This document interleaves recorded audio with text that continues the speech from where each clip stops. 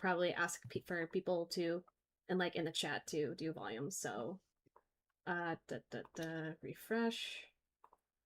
I'm still new at this. I don't always know what I'm doing. TBH. Okay, send Part of the this. Right? Yeah, it's like Russian roulette.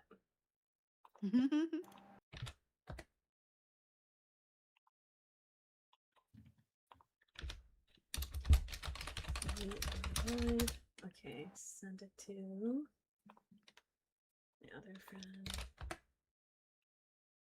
Oh, we got our Discord names up and everything. Yeah, I know, right? Sweet. Where is this? And here. Cool. Alrighty. Hi, nice. Yay, there's people here. Okay, how are the volumes? I'm gonna have everyone talk. If you can, like, how's like my speaking volume? I haven't turned on the game music, etc. But I'm so ready. Yay, I'm glad. So feel free to tell me how my volumes are, and then I'll go down the line and have everyone talk, and so you can test their volumes. I don't know. I'm kind of new at this, so yeah.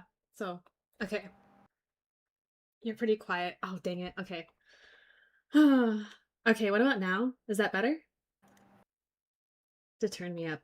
Okay, what about now? Maybe I should just move the mic closer. That would be smart.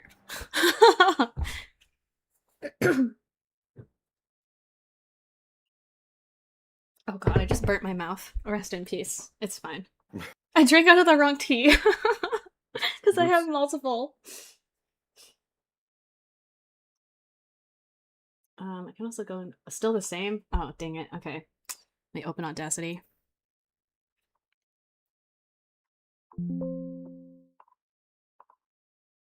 Okay, what about now? This is so fun. I probably should have done this, like, I should have had... No, you're really quiet again now? Okay. Okay. Okay, what about now? A little better. Also, thank you, Glaive, for helping me figure this out. I appreciate it. Glaive's a real one. Right? Yeah, they are. Why is Odyssey there? Oh, wait. Sorry. Randomly for me. Does silly dance so true? You're much better now. Okay, nice. All right, we're gonna check everybody else. So, Amethyst, can you say anything you'd like? We'll do introductions eventually. It's fine.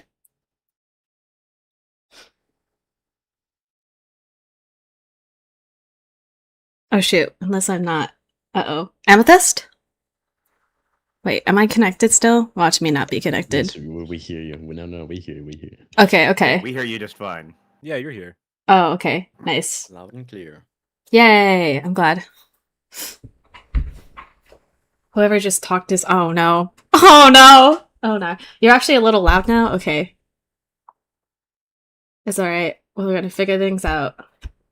We'll start eventually.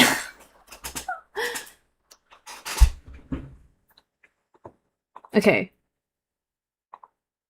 Amethyst, can you talk? Unless you're having connection issues, which would be a big rip, but also valid. Everyone else is very quiet for me. Oh, no. Okay. Merde. Everyone else is very quiet. Oh, we lost Amethyst. Rip. Uh-oh. Back. Welcome back. Silver is much better than before. Okay. I'm not sure. Like, everything on Discord is pumped up to the maximum. Is like, what's your volume settings, like, as is? Oh, I guess I could, man. What about now? Can someone talk? It doesn't matter who. Mic check, Something to be mic said. check. Here we go.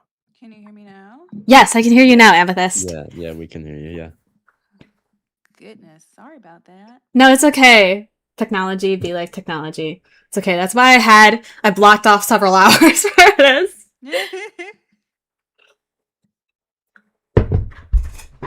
Okay, once Glaive. Do you want me to go through a test? Yes, keep talking. Okay. Hi, it is Saturday, at 111. Make a wish. My wish is for this to go extremely well. And I'm so excited to be here and super grateful and look forward to hearing everybody else's performance.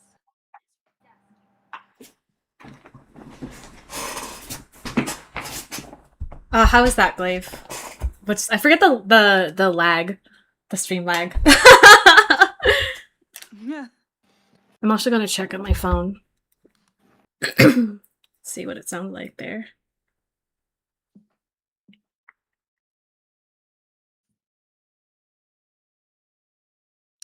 I'm currently watching the anime free run and Oh my gosh. every episode. Good choice. Aw. Fire. Fire. So good. And apparently they're doing a figurine collab with Pokemon because I saw this free run and Gengar figurine. So random, but I need to have it. If the Gengar isn't dressed up like a mimic chest, there might have been a failure on someone's part. Let me see. They can send the link in the chat because that is not wait. Oh yeah, no. It's more like a. I'll leave it for you to decide. Let's see. So cute. Oh god, my mic is so sensitive. Okay. Yeah, alright. I pulled it up on my phone quick with my earbuds. I can hear everyone just fine. Okay. Yeah, I think. If I turn it up some, yeah, Silver I can turn my volume back down. Okay, what about now?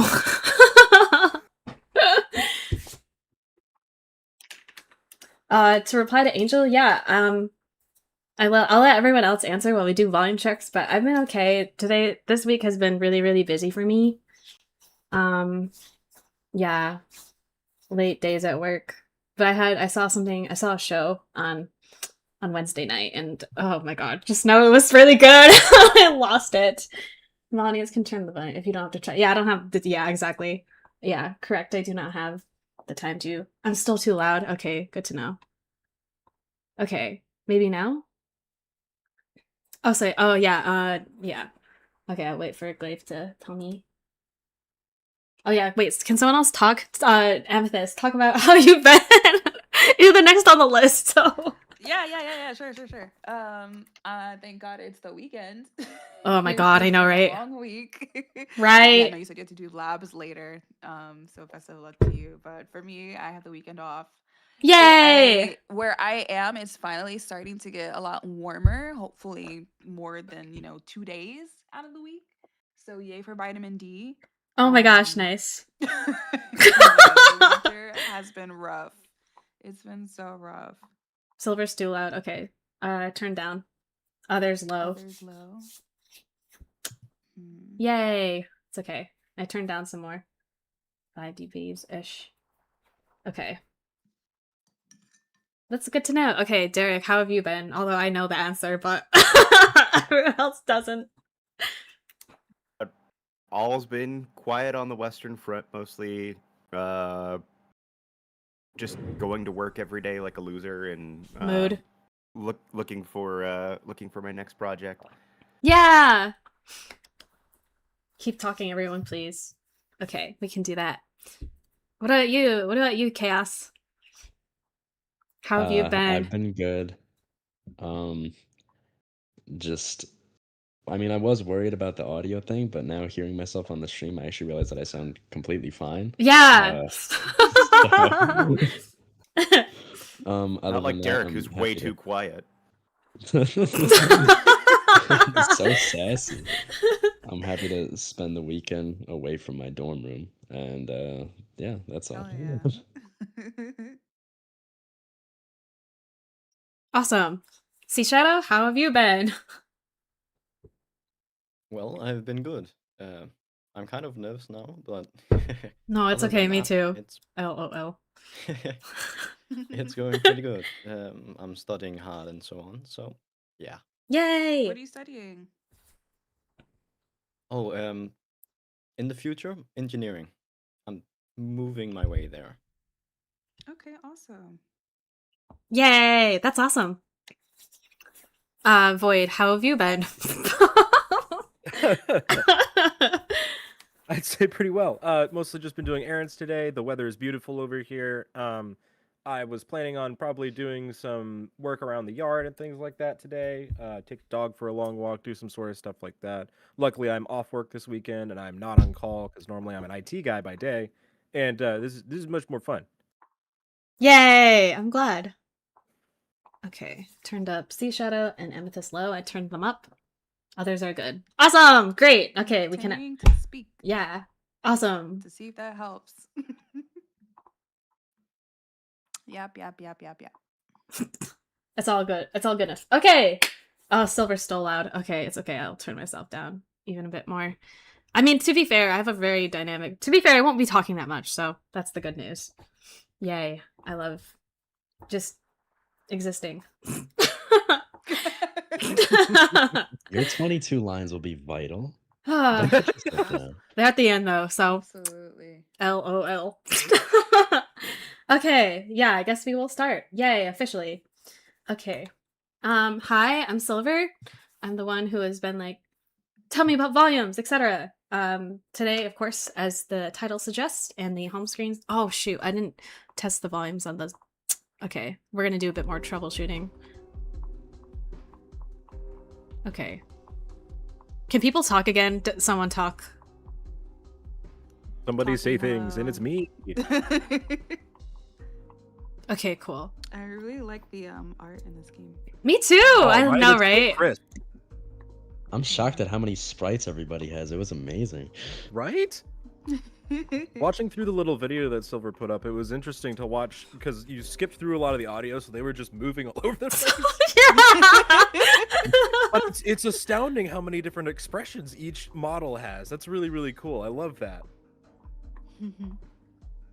And know, the video's right? super helpful, by the way. Thank you for making it. You're so welcome. Yeah, so for context for the audience, I made a quick like 15-minute video going through like discussing the plot and what happens, and I already forgot what else I put it, but yeah, that's what they're referring to. Okay, cool. So yeah, hi, I'm Silver again. We're doing a stream of Burn the Midnight Oil. So there's a Kickstarter for the game. You should definitely support the game if you would like, even if it's just by sharing the link. I'm great at advertisement. Hire me. Shout out to the devs for giving us permission to do this today. And yeah, so just a quick content warning for people. That is just from the itch.io page. So Burn the Midnight Oil is recommended for ages 17 and up. Specific warnings for the demo include, but are not limited to, depictions of addiction, body horror, violence, strong language, alcohol and drug references, suggestive content, and references to past toxic relationship dynamics. Yeah. Oh, I realized I never, so I'm voicing Nocturne and Nisha today. So yeah, I'm gonna pass it off to Amethyst. For introductions, sorry. I should have clarified. No worries. I was just reading the comment that said I was still so low. I just turned you up. Oh, you did? Okay. Yeah. Hopefully that helps. Hi, I'm Amethyst. I'm so grateful to be here. Shout out Silver for putting together this amazing project. Yeah, I'm pretty new to the voice acting world, but I do casual streams on Twitch from time to time. I just finished playing South of Midnight, which was brilliant. Ooh. Yeah, so love great storytelling, especially animated. And yeah, I'm just grateful for the opportunity. Happy to be here. Looking forward. Thank you. Yay! Derek? Hi, my name is Derek. I'm a voice actor. I've been working with Silver for, what, like 6 months now? Oh no, has it really been that long? It actually feels like it's much longer, to be perfectly honest. Yeah, yeah. In a Might not be a good way. good thing. Yeah, in a good way. In a good way, to clarify. But I will be voicing. Do you want? Did we say who we were voicing? Or Yeah. Are we gonna have that be a surprise? No. Oh, feel free to It say. says it in our names, Derek. Well, I wanted it. I was thinking for the audience. It also I- says it our names in the stream. I was thinking about the audience. Yeah. So all that aside, hi. Amazing! Yay! I'm glad. Chaos? I'm Chaos. I've also been working with Silver for about 6 months, approximately same time as Derek. I will be doing the voice of Abraxas, which I'll sound entirely different, but I hope to do amazing, and I know everybody else will this stream. Thank you for joining. Yeah! Nice. Sea Shadow? Yes, hello, I am Sea Shadow. I've done VA for approximately 9 months. I've also done other private passion projects, but other than that, these are some of my biggest VA things I've been in. I've known Silver for a couple of months, but I haven't. This is the first project I'm working with her in. Yeah, I'm voicing Seth and Dante and a lot of smaller characters. Yeah! Amazing. Void? Hi there, I'm Voice of the Void, or Void. I'm a voice actor. I've been in it on and off for the past 6 years, but I've been acting since I was probably 11. Let's see. I've known Silver for about 2 to 3 months now, since we met together in a different set of project servers, and auditioned for a couple of things. And this is the one thing that I got picked up for. I'm very excited for it. This is a load of fun. It looks like I'm very excited to be involved in the stream today, and I hope everybody else enjoys as much as I do, because I'm gonna be kicking my feet and giggling in the corner. Oh my god, that's literally me. Me for every single project, though. I was like, huh. I'll have to keep my fangirling to a minimum, because in past calls, historically, I am known for fangirling after every single line. So... I don't know what you mean. Okay. Good 40 seconds of giggling. Okay. Let me see.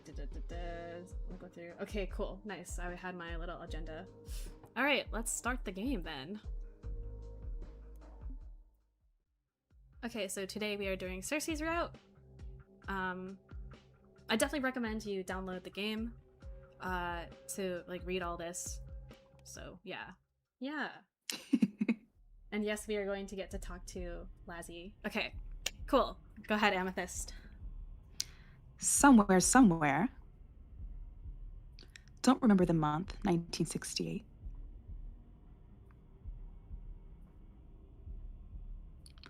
Something not quite human sits on the edge of a stranger's bed, leisurely lapping at the blood coating her fingertips, savoring her leftovers. She turns her head to stare at tonight's meal. A handsome man, currently lost inside his dreams. She wants to be certain she's not imagining the steady rise and fall of his chest. The last thing she needs is a trail of bodies leading them to her. But even the imprints of her teeth on his fair skin have already faded. When he wakes up tomorrow, his memories of the entire night, of her too, will be gone. He'll go on with his life like he never met her. He'll get married, have a kid or two, grow old. Die. She'll remember him for a while, but she won't be sad about it, or miss him, or ever ponder what could have been. He's not the first meal whose bed she seduced herself into, and he could never be the last. So pretty. Her eyes trace the stranger's features one last time, searching in vain for a different face. His face. Before your humanity was stolen from you, could you have been anything like this man? Or have you always worn your penchant for destruction with unbridled pride?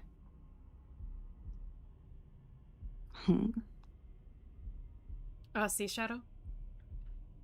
Oh, sorry. No, you're good. Hmm. Gotta get your one line in as a stranger. Oh my god, I'm like, I am not a man, but I'll go for it. Okay. When the stranger stirs in his sleep, she accepts that she won't find whatever she is looking for here. The time has come to part ways.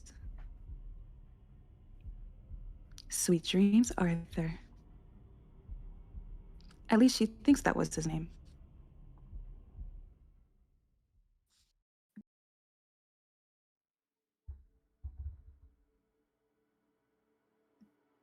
Maker. It is midnight, and I'm writing to you from yet another city whose name I couldn't be bothered to learn. I'm not sure what day it is, or how long it's been since I bid you goodbye for the last time. Maybe it's been days, maybe it's been weeks, maybe it's even been years. Since your death, I haven't had anywhere to call home. I only stay in one place long enough to take shelter while the sun is out, and then I'm back on the prowl. It's mostly men. I desperately want them to remind me of you, even though none of them look anything like the you I knew.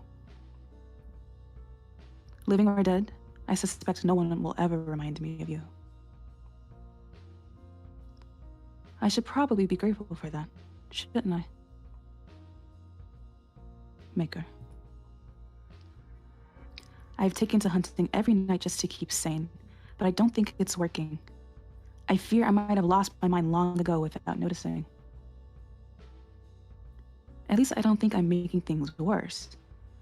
At least I'm keeping busy, which means I have less time to think. That's a good thing. If I think too hard or too long, I'll start thinking of you. I make bad decisions when I think of you. Maker. Remember how you always used to say that creatures like us weren't made for rules? I always disagreed, but only out of spite. We both knew you were right. I hate being told what to do. I hate it so much, I'll fuck everything up for myself just to do the opposite. I miss it now, though. If you were here, I wouldn't have these doubts. I wouldn't have to worry about right or wrong. You would make all the decisions. You alone would be responsible for the terrible, terrible consequences of our actions. Without you, I find that I'm no longer just lonely. I'm alone. You promised me, even in death, could never part us. So why didn't you take me with you? Shit. She slinks away from the crowds, seeking shelter in the shadows of the nearest alleyway. Shit, shit, shit! So, this is it. All those years led to this? She's still doing the exact same bullshit she used to do when she was trailing after him. Only now she's doing it alone. And to what end? What is the point of living like this? Hell, can you even call it living? What? She almost doesn't dare say it. What if I just ended it? She's already died once. Her second death doesn't even have to count. Some might call it suicide, but Circe gave up on heaven a long time ago. If such a place even exists, she was barred from entry many murders ago. All things must end someday anyway. Perhaps it's my turn now. That thought brings her a strange sense of peace. She slows her heart down, leans her head back against the brick wall, and just listens. She hears traffic. She hears laughter. She hears music. She hears colleagues stumbling to their next bar, arguing over who owes the next round. She hears couples spilling out of the cinema, giggling and necking, and whatever couples do. If she really, really strains her ears, she can even hear a couple of homeless drunks laughing their asses off over a joke that definitely doesn't deserve such unfiltered glee. It all sounds like life. Fuck. Fuck, fuck, fuck, fuck, fuck, fuck! All these years. All these years. And she's ready to kick the bucket because... Because what? Because he is gone? She can't even make it a year without him? How is that fair? It's not. It's not fair at all. It's stupid, it's stupid, it's stupid. And worst of all, it's humiliating. She's mourned enough, doubted her decisions enough. She wants to live, so she's going to live. Yeah. Yeah, that's right. She'll keep going out of pure fucking spite if that's what it takes. Something drives through her chest, nearly missing her undead heart.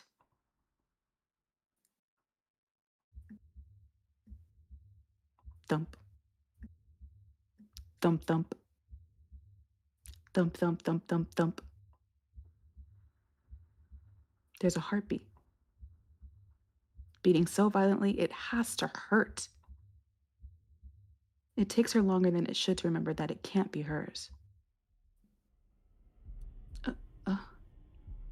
Huh?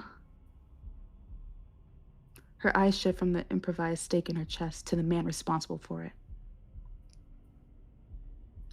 Perhaps he's more of a boy than a man. He can't be a lot older than she was when she was changed. Not that any of that matters right now.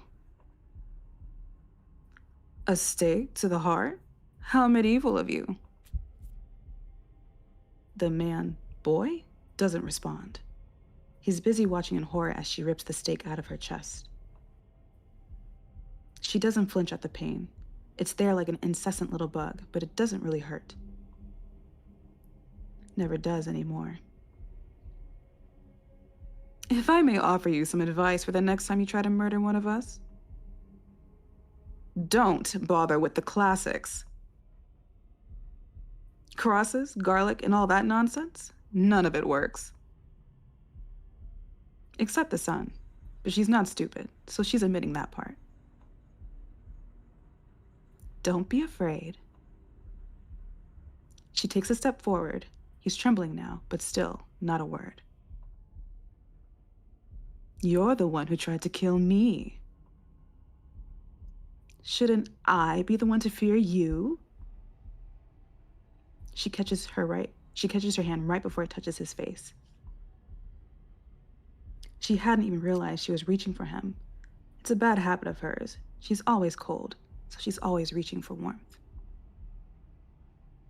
Why don't we play a game? Why don't you guess what can kill me? She doesn't like the silence. She wants to make him talk. If you get it right, I'll even reward you. Generous, no? More silence. This isn't some trick. I find you vaguely entertaining, so I intend to let you keep your life either way. Still silent. She stomps her foot, frustration seeping through.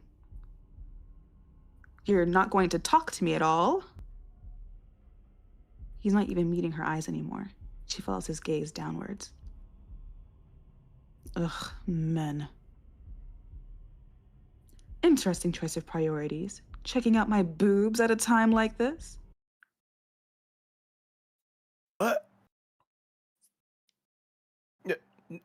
No, that's vile. I would never do that. He speaks. Well, now I'm offended. What's wrong with my boobs? Nothing. I think. I mean, I wouldn't know because I wasn't looking at your chest area. I'm not that kind of man. Then what kind of man are you? Oh, I'm sorry. I ignore the question.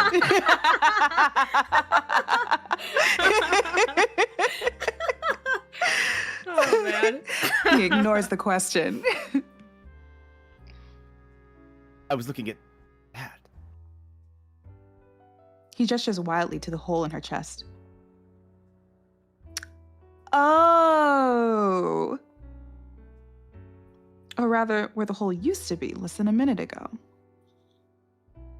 It's already healed, like it was never there. Another reason luck isn't on your side tonight. I just fed. What? I just fed, so I heal faster. The blank, stupid look on his face is oddly endearing. Do you know nothing about our biology? Idiot. What did you say to me? I called you an idiot. Would you like me to repeat that? He whips out the knife she already knew he was hiding in the pocket of his coat. Don't patronize me. He points the blade at her. Call me an idiot. If you behave like an idiot, I'm going to call you an idiot. Simply smarten up if it bothers you. You think I care what you think of me, you leech? Evidently. You're not particularly good at hiding your thoughts. I... Why are you dragging this out? I never begged for my life from a vampire. If that's what you're waiting for, so just kill me and be done with it already.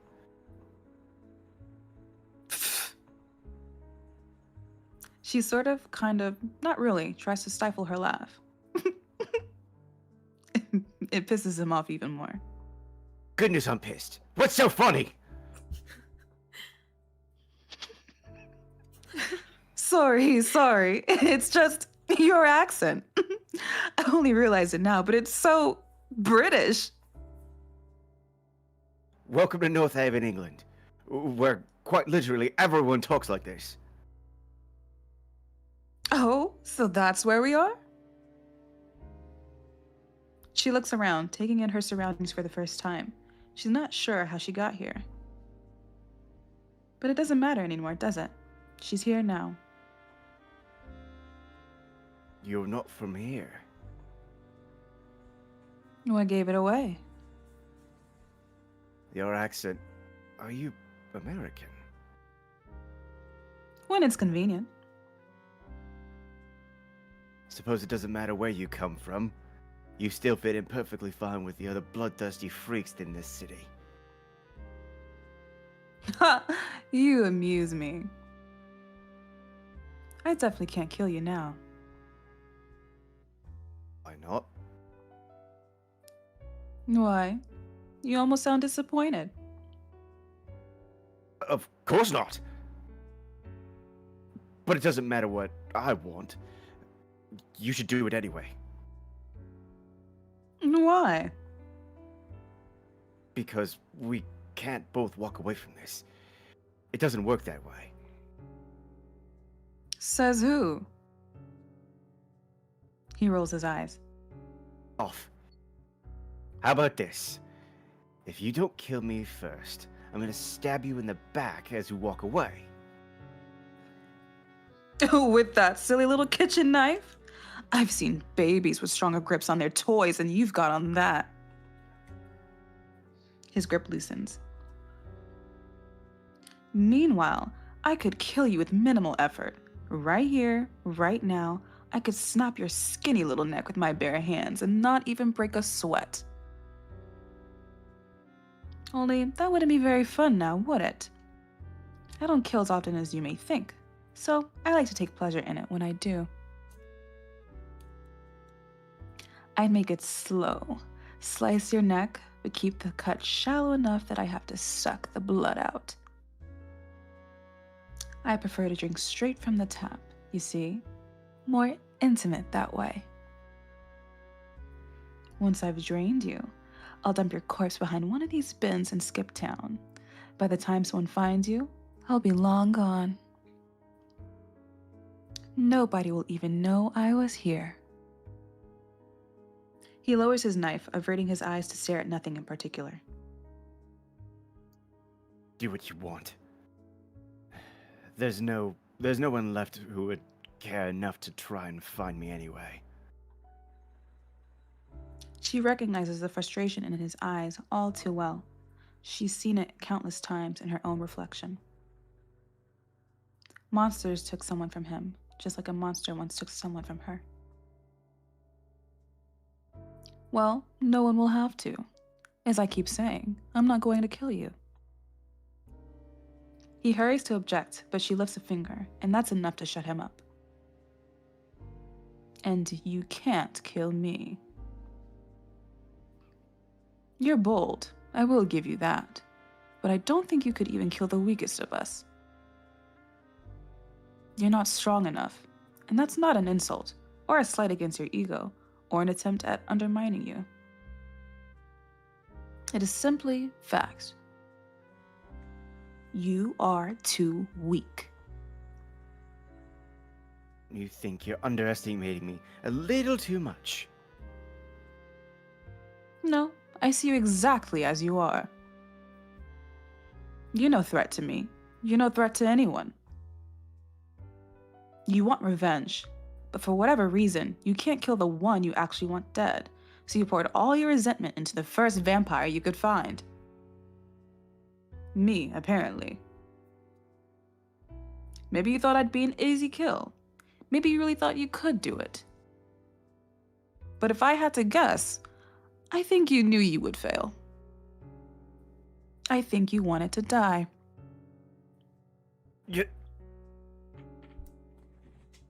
I imagine you changed your mind by now. Staring death in the face, you're no longer so tough. Still, your pride prevails, so even if anything I just said happened to be the truth, you never admit to it. Would you? He drops the knife on the ground and Circe knows she's got him. He's not weak because he feels fear, or because he still looks at her like she's a person deserving of empathy, or worse, sympathy.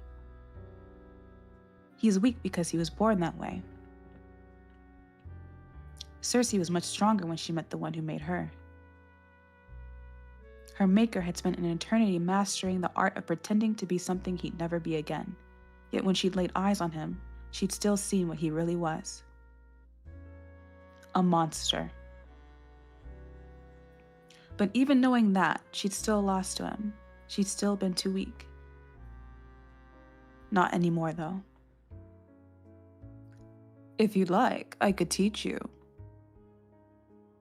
Seeing his confusion, she elaborates. How to kill vampires, I mean. You would teach me how to kill your own kind. Yeah, why not? No matter how much of an idiot you think I am, surely you don't think I'd believe that was a genuine offer. Your kind prey on the weak, but you're loyal to your own. Even I know that much. He's not wrong. Contrary to popular belief, most vampires are social creatures. They thrive when they are together. In theory, at least, reality is more complicated. It's frowned upon, I know, but I don't mind offending people. As a matter of fact, it might just be my favorite pastime. So it's not just me. You're insufferable to everyone. How dare you? But yes. Yes, I am. She offers her hand with a smile far too dangerous for anyone sensible to trust. What do you say? Do we have a deal? Only an idiot would strike a deal with a devil like you. Or Or someone moderately desperate? a moderately desperate idiot, then. Sighing, he takes her hand. She bites back a grin. Ah, before I forget, what's your name? Edgar James Thorne. That sounds so pretentious. I'm just going to call you Eddie, okay? If you must, my nameplate says Edgar. What about you? What's your name? If I told you, would you even use it?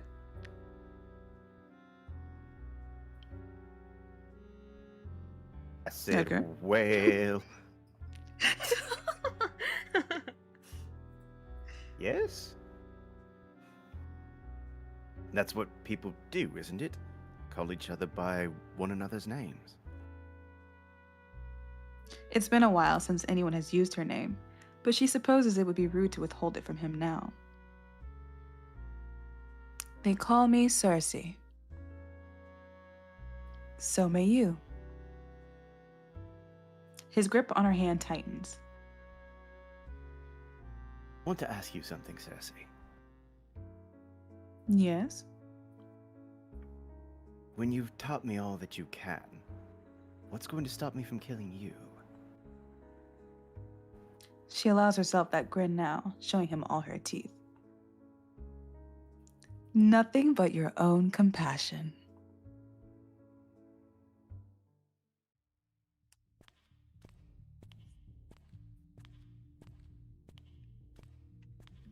North Haven, 1986.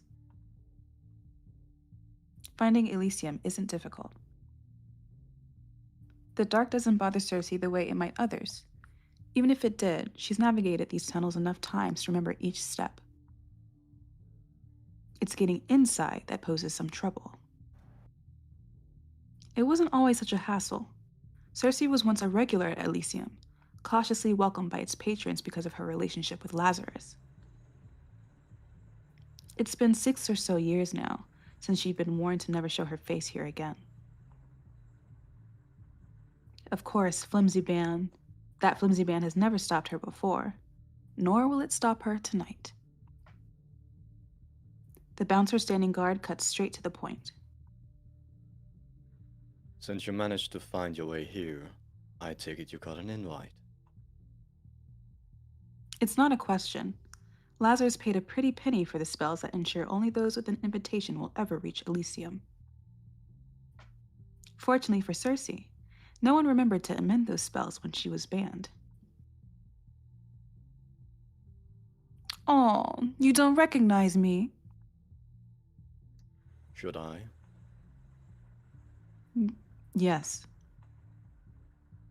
But given that she doesn't recognize him either, he's probably new. Lucky me. What do they call you? He might not recognize her, but he'll definitely have been warned of her name, she thinks quickly. Donna. It's not going to be on the list, but it doesn't need to be. That's what her talent is for.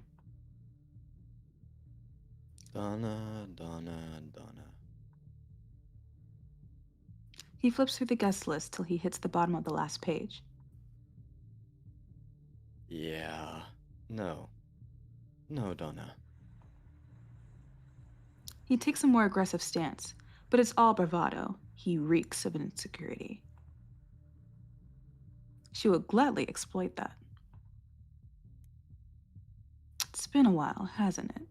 I might be rusty. No, that's not the right strategy for this one. Seduction might be a personal favorite of hers, but the method is a hit or miss when it comes to other vampires. Most vamps don't share her appetite for casual sex. Most simply can't be bothered. Without enough blood in your system, it gets quite dead down there. I should intimidate him or persuade him. It's a safer bet. Ha! Well, of course I'm not on that list. I'm not one of your every night patrons. I've been personally invited by your boss.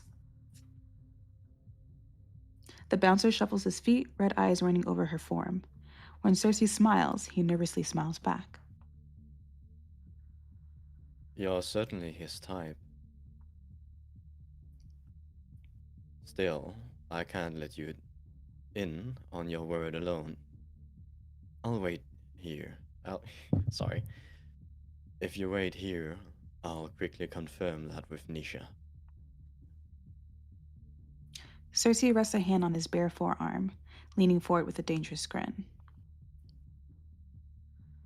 You should trust me. I have no reason to lie to you. Dot, dot, dot. Right? Right. That was easy. Compulsion isn't mind control. She can't force people to entirely transgress their own nature. It simply sways people in certain directions. Different methods, seduction, intimidation, persuasion, work on different people. The weaker their will, the farther she can push them. With enough practice and the right target, you can convince someone to do almost anything. Now, may I come in? What? Oh, yeah. Of course you can. He shakes his head, still in a daze, and steps aside. Sorry about that. We'll get it sorted with Nisha, so you're on the list next time. How sweet of you. And just like that, she's in. Elysium. The only sanctuary in the city for creatures of the night. Since the 70s, Elysium's been an Epicurean haven for vamps to gather and feast without repercussions. Donors.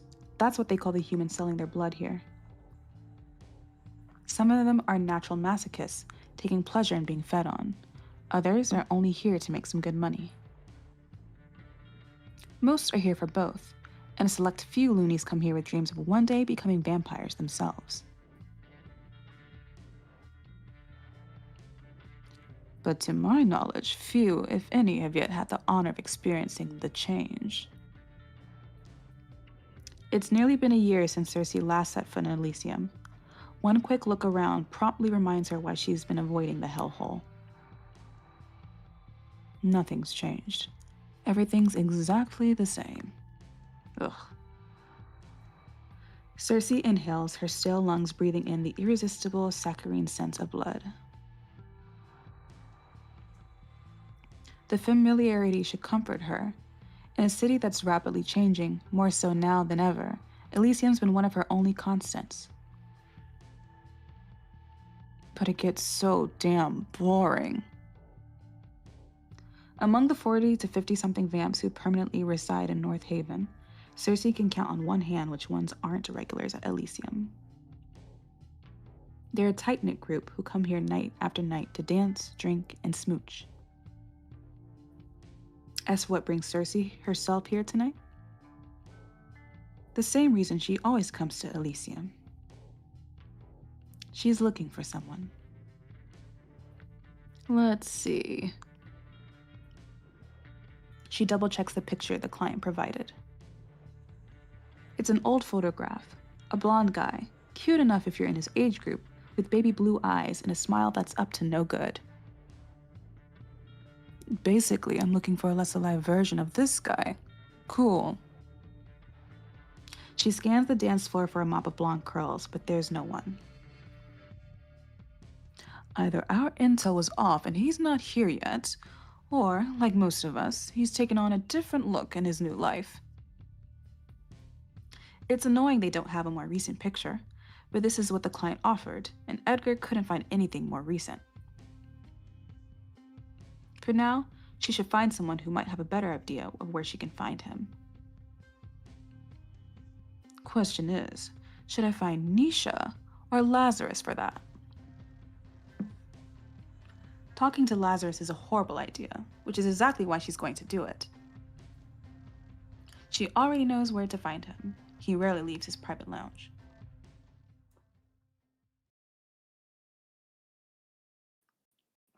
Lazarus. He's called by more than one name. The Prince of Elysium. Asshole. Dickhead.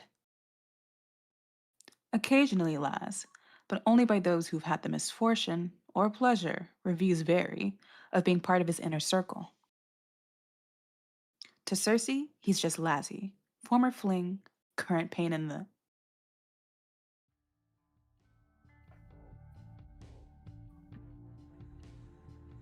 Don't act shy, baby.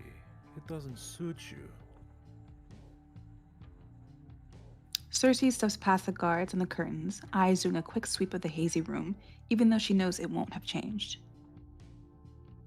Eventually, her eyes have nowhere to go but Lazarus. He's sprawled out on that gaudy, overpriced sofa he loves to death, watching her with a look that says he hasn't decided if he should be furious or aroused by her unwelcome appearance.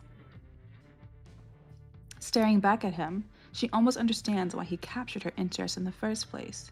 He's got those sad, coked-up eyes teenage girls like to fantasize about. In another life, he could have been a famous rock star. His gaunt face and cocksure grin would have been plastered all over the city, on billboards and magazine covers, and as a drunken tattoo on some poor college girl's ass. In this life, he's nothing but wasted potential. But he's not completely useless. You just have to approach him the right way. Circe starts talking before he's even sat up. Don't you get sick of talking like that? Like what? She mimics his ridiculous accent. I'm Lazarus, and I like naked chicks, and big guitars, and rock and roll, and even bigger tit. Of course, Lazarus responds by exaggerating it even more. You know you like it, baby. She gags. Oh. Oh. You know, I prefer it if you called me a bitch. I'm not that much of a dick. And then invite me to sit, if you're such a gentleman.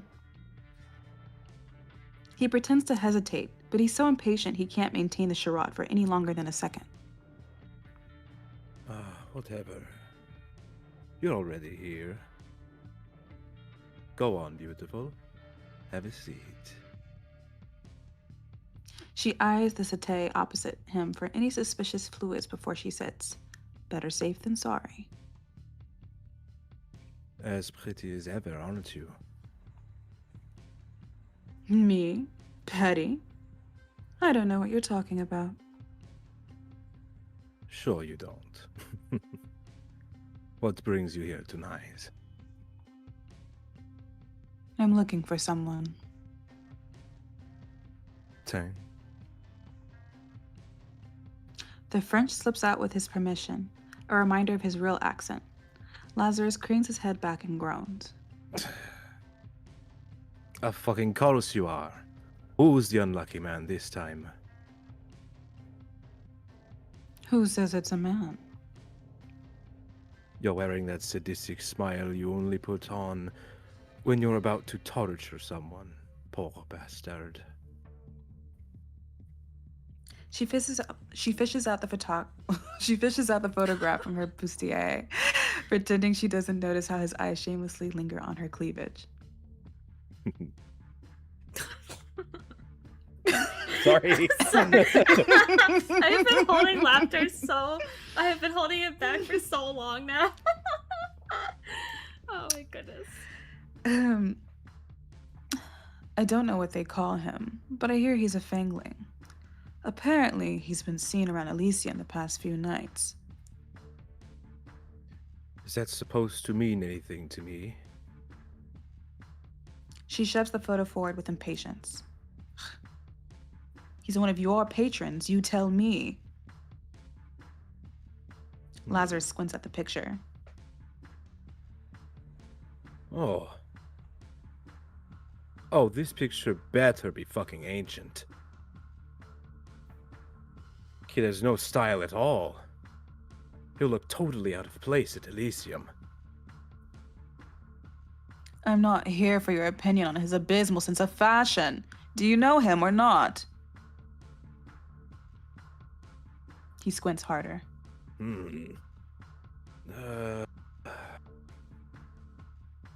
Yeah, no. I've got no clue who this is. And thank fuck for that. I get nose just looking at him. That's what you're focused on right now? What? Do you want me to lie to you? Kid's got an unfortunate face. It's not my fault. He turns away from the photo like it's offended him. Ugh, merde. It's just your ad-libs are so funny. I love listening to them. They're so good. I'm not trying to be disrespectful. You know, I actually suspect I'm allergic to the anesthetic. Circe rolls her eyes, stashing this picture back inside her bustier. Anyway, you know very well it's Nisha's job to track of who comes and goes. Got more important shit to do. She eyes the glasses scattered around his table. Like drinking yourself to death over and over again? Lazarus rolls his eyes at the question. They both know why he feels the need to drink as much as he does. Nisha loves responsibility. I don't. That's why we're perfect partners. Remind me, what do you contribute to this partnership? A lot. Like? Like... You know what? Nothing comes to mind at this moment. But I'm sure there's something. Elysium might be Lazarus's brainchild, but when it comes to running the place, he'll only do what he wants to do. Which isn't much. It's his right hand, Nisha, a human, who manages everything. Most of his patrons protested when she was appointed manager, but she's had a decade to earn their grudging respect. When Nisha finally decides to usurp you, I'm taking her side. Yeah, right. You'd miss me too much if something happened to me. I disagree. Care to find out who's right? He downs the rest of his drink at the same time, gesturing for another with his free hand. One of the donors on standby slices her palm, dripping fresh blood into a clean glass. She hands it over with an adoring smile. For you, master. Thanks. Ugh. He accepts it without even glancing at the woman, who obediently scuttles back to her quarter in the room. Circe watches the entire interaction in disgust. Ugh. Can we be honest, Circe? Come on. Let's be honest.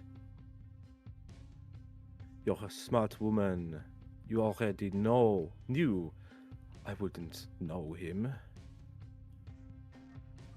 He sips his drink with surprising restraint, watching her over the rim of his glass. So, why come to me?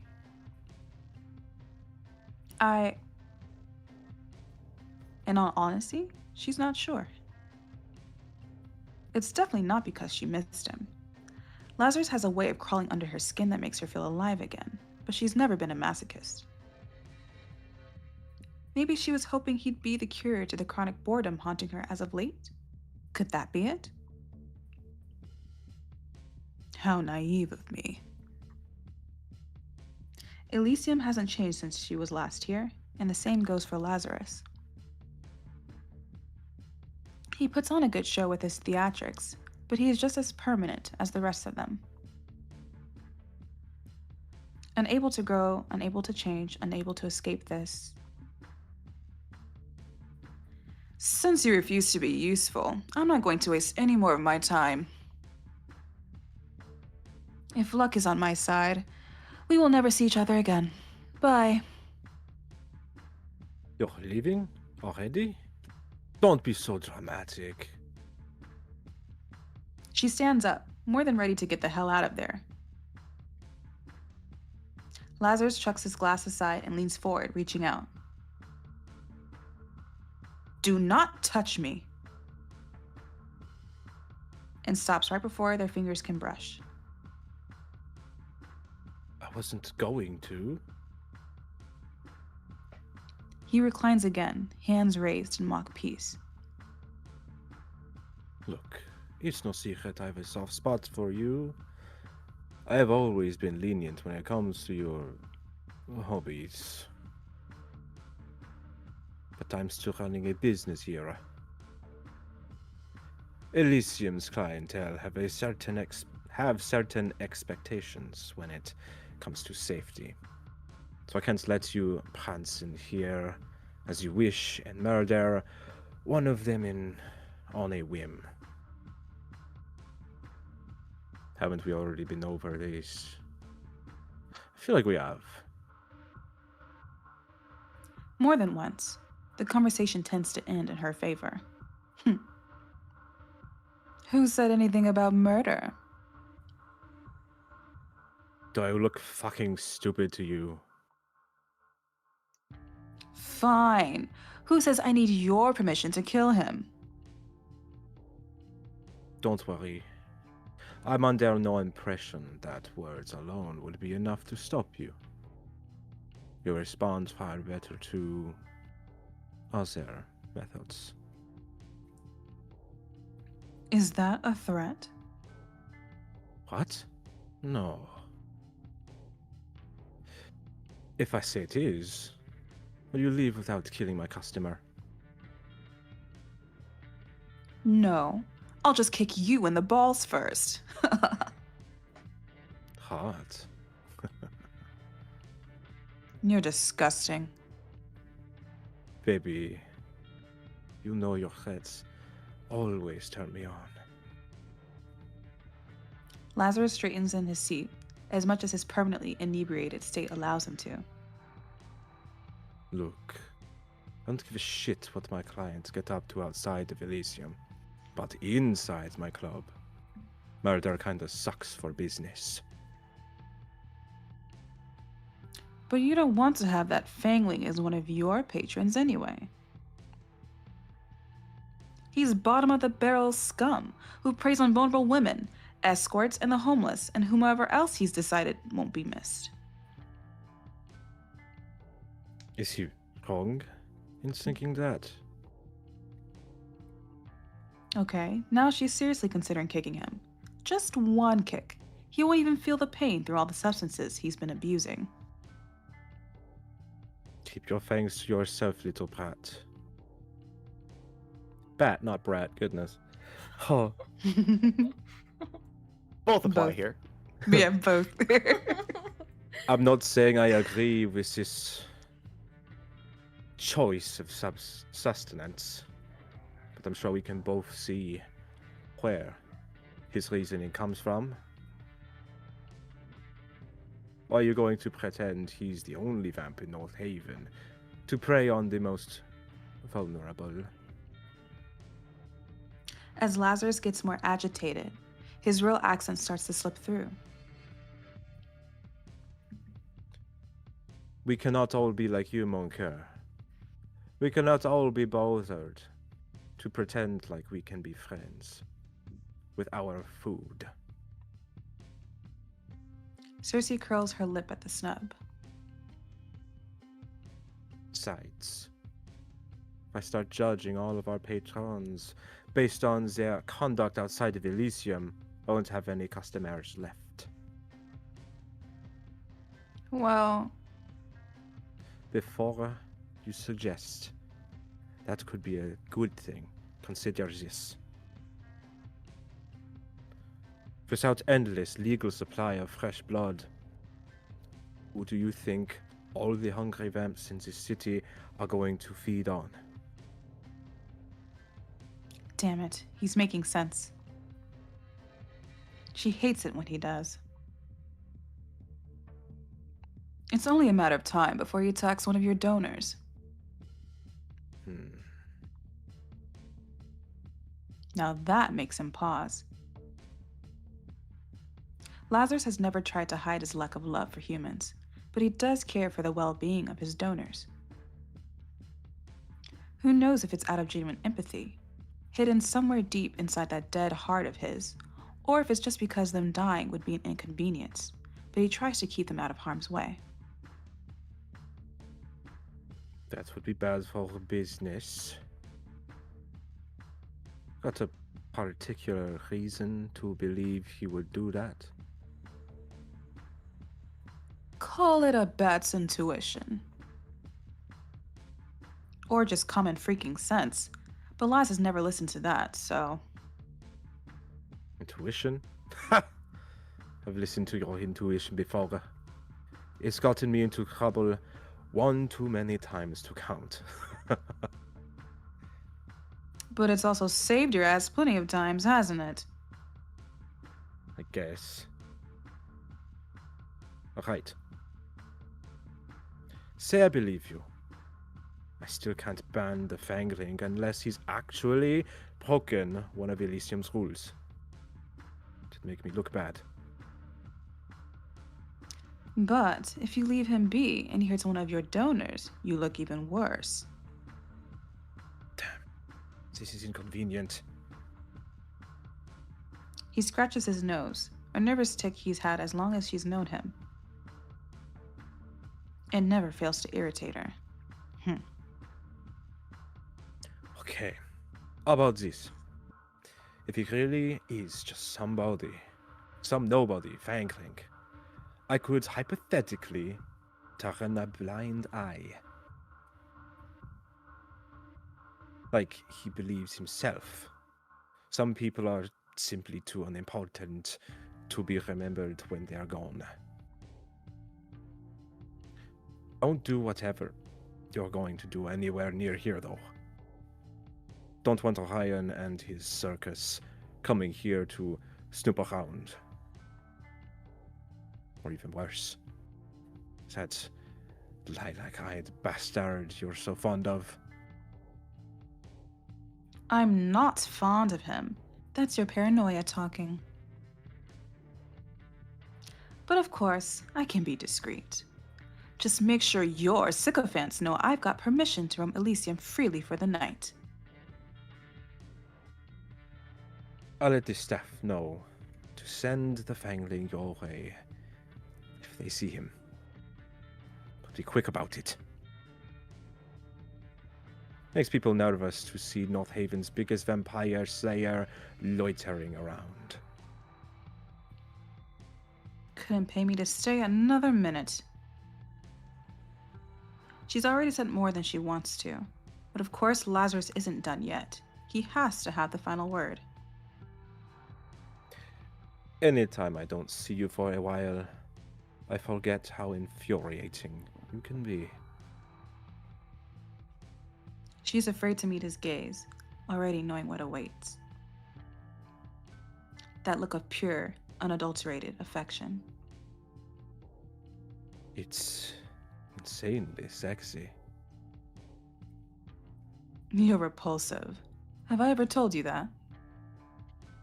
More than once. Gets me rock hard every time. Golly. Oh gosh. I can't.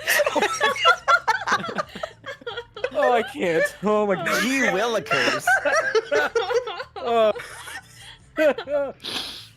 Um, I was holding it together by the edges of my fingers. That was terrible. It slipped out. I'm Oh, sorry. boy. um, uh, Oh, I did it. ugh.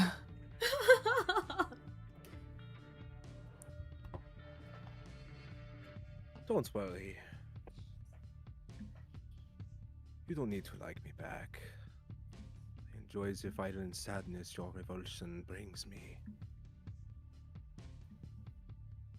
Because Lazarus loves to wallow. It's all he ever does.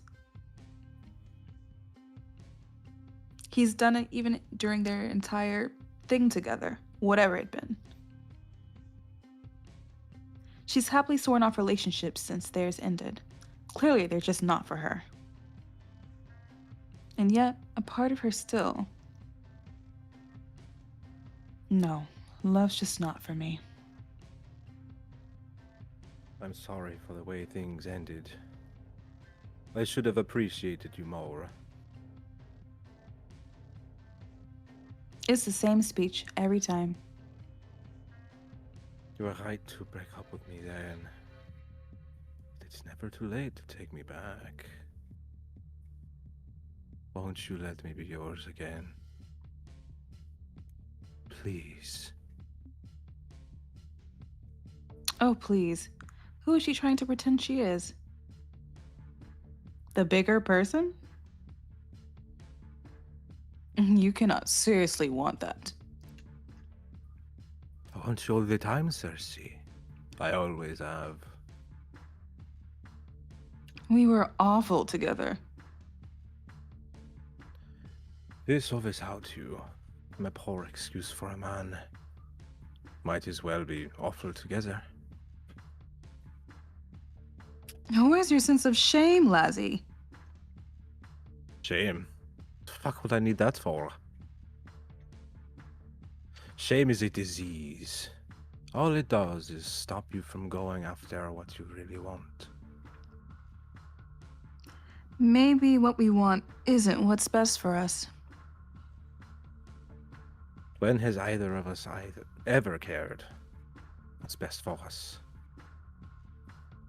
Her skin crawls under his intense stare. Whatever. I've got a fangling to catch. Very well. See you in a few months, I guess. Lazarus doesn't try to hold her back this time. She leaves, feeling more disappointed than she deserves to. She should have known tonight wouldn't be any different. She's not sure why she even wanted it to be.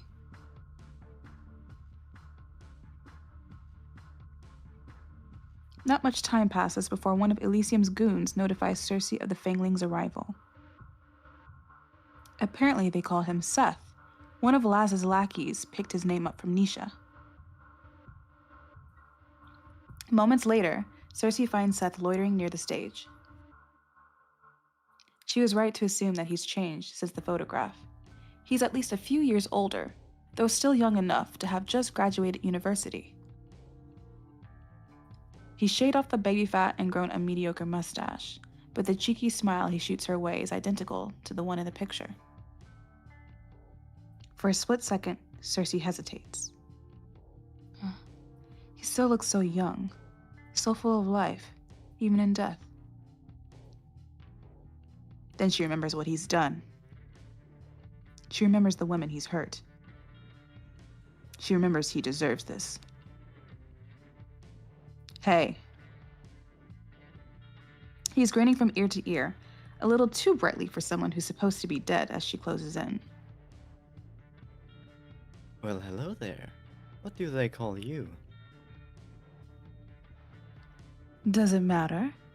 You're welcome to call me whatever you want. Really? Typical of a fangling, Seth is a slave to his own impulses. Perhaps he's merely deferring to her as an older vampire, or he simply can't help his excitement at a woman showing interest in him first. Either way, she smiles, deciding there's no point in wasting time. Seduction has always come easiest for her. You should come somewhere with me. Somewhere more private. Seth lunges at the opportunity without reservation. Sure, we're in. I can go anytime. Now? Where to? She hides her disgust behind a well-timed giggle. Come with me. She slips a hand into his and guides the overly eager vamp through the crowd.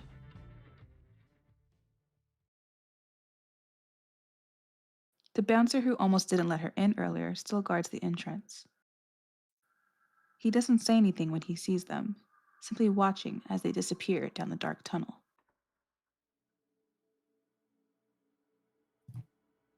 When they get out of the tunnels, Circe leads Seth through the streets with confidence, knowing exactly where to bring him.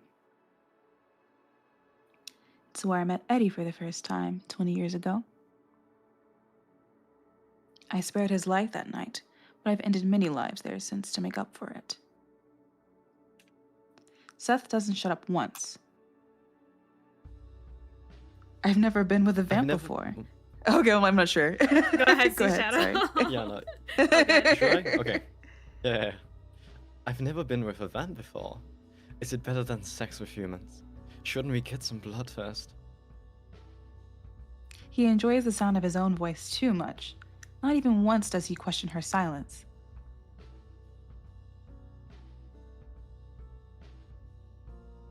Circe stops at the end of the dingy alley, far away enough from Elysium to maintain her end of the deal. Seth looks around with a frown. You want to do this here? Would a nice girl like you prefer a hotel? Not a girl. Seth's jaw drops stupidly. What? You mean... I was referring to my age. Oh yeah, course not. I'm sure you're... experienced. Anyway, I'd invite you back to mine. But I don't, have a place yet. Just rolled into North Haven the other night. Still getting my shit sorted out. She ignores him, letting him laugh nervously to himself while she looks around, checking there's no junkies or creeps hiding around the corner. Seems it's just the two of us here. And he's back to being excited. Oh, you dirty girl. You got a kink for doing it outside, yeah? Ew. You pick your... Whoa. Can I just laugh real quick? Yeah, yes, you can laugh. No, it's so good. You guys are so No, amazing, this by is a the way. 100% serious stream. You must not laugh ever. Everybody's got a laughing fit, huh? I have to like hold my back whenever I'm laughing because I laugh a lot. I have to just quietly like hold my mouth. Oh my god. It is so hard not to laugh halfway through the lines, dude. It is. Right. You picked a great spot then. No way anyone will find us here. As long as we're on the same page. She lunges for him, grabbing him by the throat and shoving him up against the wall. Gah! He doesn't need air to survive, but he's forgotten that in his panic. Oops, sorry. Whoa. I clicked okay. too early. I knew that was going to happen at least once or twice. in this stream. All good. He gasps desperately, clawing at the hand wrapped tight around his neck. Circe stares into his eyes the entire time. She doesn't want to miss the moment the fight leaves him, the moment he realizes he doesn't stand a chance. She's older. She's stronger. She's going to kill him. She's going to fucking kill him. Please. She only notices he's crying when a stray tear hits her skin. Ugh. Typical. When threats don't work, they always resort to begging. Please don't. Please. I know what I've done to piss you off. But She can feel the joy seeping out of her as Seth's crying grows louder. She forgot how annoying it can be to kill fanglings. They're too sensitive. Whether it's pain or pleasure, they feel everything too strongly. That's why they don't last long without an older vampire to guide them in the first year. Leave them to their own antics, and they'll fuck like rabbits and die like cattle. why are you doing this to me? Quit wailing and I'll get to that part. It's a little hard not to wail when you're about to kill me, but sure, I'll be bloody quiet. She lifts her chin, daring him to speak another word. I'm waiting.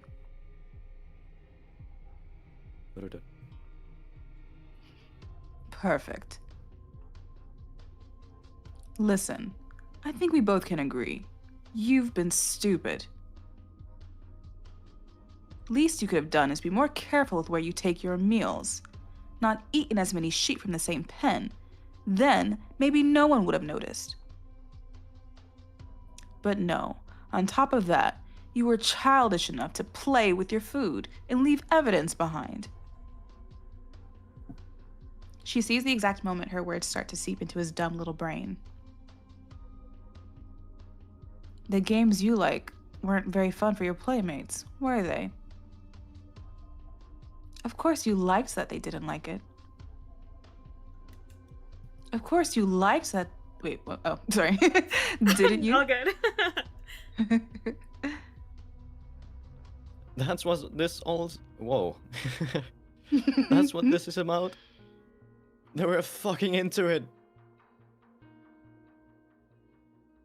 And you're talking like it's been touching them? I haven't. I never said that. I'm not sick. My mom taught me better. I see. So she warned you not to stick your dick where it's unwanted, but she forgot to tell you not to eat people? Don't bother denying it. You torture them, Seth. You snack on their flesh while they still breathe. So what if I like to steal a bite? The blood is good enough to drink, but the flesh is too dirty for us? Every vampire's tried meat once. Yes, even you. I bloody know you have. And I like... Oh. And like I already told you, they fucking enjoyed it. Her fingers twitch, her grip on his throat threatening to tighten. Did they tell you that before or after you drained and defiled them? I'd asked them personally, but last I checked, the dead don't talk. Well, with the exception of us. Why does that even matter? Aren't we the same? Aren't we? Then you should know it isn't fair to judge me. We are fucking vampires. Apex predators. Top of the food chain. Who cares what happens to the cattle? God, can you get any more cliche? See, that's the problem with vampires like yourself. You have no regard for consequences. You think that just because you can, you should. Well, let me clue you in on a little secret. She squeezes hard, strangling him. You shouldn't have. Release him. Oh, Release sorry. him. My first opening again. I'm so sorry. To be fair, the question marks really kind of throw everything off. My bad, my bad. All good, all good. No, all good, all good. Release him. You've got to be kidding me. Release him. I will not repeat myself. There's only one vampire in the city who would dare order Circe around like that. Abraxas. This is your final warning, Miss Circe. I strongly recommend you heed it. I heard you the first time, Abraxas, but I'm not one of your lapdogs. You should ask nicely if you want me to do something for you. As if playing nice with you has ever done any good. How would you know? You've never tried. You're trying to distract me, but your efforts are in vain. Tonight, I have even less patience for your antics than usual. Seth is under the protection of the Supernatural Secrecy Force. If you harm as much as a hair on his head, you will be in defiance of North Haven's supernatural law. Purely out of childish spite, she considers plucking a hair from Seth's head just to prove a point. It'll grow back in seconds, after all. Release him. Let me handle him. Meh. It's not as if this would be my first crime. I've broken at least 2 laws just tonight. This is a serious matter. How serious? I cannot say much. Just know that Seth is our only witness to an important investigation. I am? He is? In her surprise, Circe drops Seth on his behind. Seth scrambles to his feet, running to hide behind Abraxas' imposing frame. It's hard to tell, but beneath that thick jacket, Abraxas is hiding almost 6 feet and 5 inches of lean muscle. If only he'd use all those muscles for something productive, like throwing me around a bedroom. But I digress. Normally, no self-respecting vampire would run to an SSF agent for help, but Seth either doesn't know that or, yeah, no, he definitely has no respect for himself. Follow me. One of my agents is waiting for us around the corner.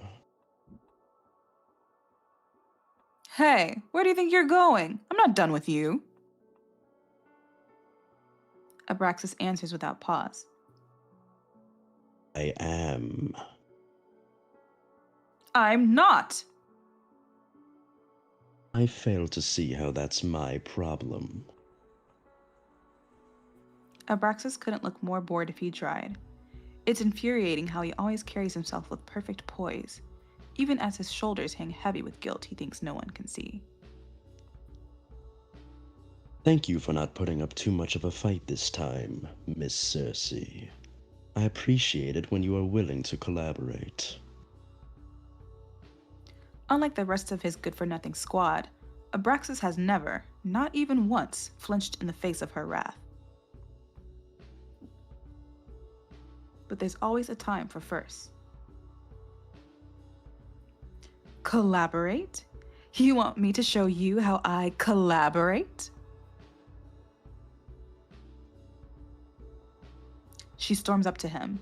Even in heels, she has to glare up at him, but the height difference has never intimidated her. This is unnecessary. I could hear you perfectly fine where you stood. Go fuck yourself. Not even a flinch. Very mature. You are more than welcome to waste my time any other night, Miss Circe. Just not this one. He tries to sidestep her, but she follows, blocking his path. Don't pretend you're above this. You love arguing with me. That's why you're always in my business, messing with my work. His brows furrow. It's the only hint that her words have affected him in any way. I am not in your business. You're in mine. Right, sure. That's why I stalked you here. Oh, wait, that wasn't me. That was you! Please, I did not stalk you. Then, how'd you find us? Coincidence? Coincidence? Seriously? That's the best you could think of? It isn't the first time you have brought prey to this alley. I was in the area looking for Seth, and figured it would be worth a look. So yes, it is nothing more than a coincidence that I found you. He moves to pass her again, but she moves again to block him. Do you even know who you're protecting here? Do you know what this bastard does to his victims? He doesn't just drain them, he tortures them. He deserves worse than death. Y'all want to talk? You just tried to kill me. Seth pushes out his chest, mimicking Abraxas' stance the best he can. You saw what she did. You saw everything, right, Captain? Quiet. But Seth only gets louder. You did. You saw how this she-devils threatened me. That's attempted murder. What are you waiting for? Do your job and arrest her. Circe doesn't rise to her own defense. There's no need because she sees Abraxas' response coming from a mile off. On what grounds? What? I just told you. She tried to murder me. That isn't something the SSF is concerned with. We cannot get involved every time there is a minor squabble between two supernaturals. What? Shut it. Shut it. They trade a peeved glance at the unintentional coordination. After Stony's stare, Abraxas is first to break the tense silence. You have no authority here, Miss Circe. Now go your way, and I'll go mine. The palm of his cold hand goes along the small of her back, gently pushing her aside. Then he grabs Seth by the elbow to drag him to the mouth of the alley. Circe follows, right at their heels. What happens to him after you get what you need? We'll follow protocol and release him. But he's a criminal. Because he's predictable like that, Abraxas just offers her the usual spiel. The SSF is a counterterrorism and intelligence agency. We investigate and neutralize supernatural threats for the greater good of society. We have neither the time nor a reason to chase down all the addicts, muggers, and vandals who haunt these streets.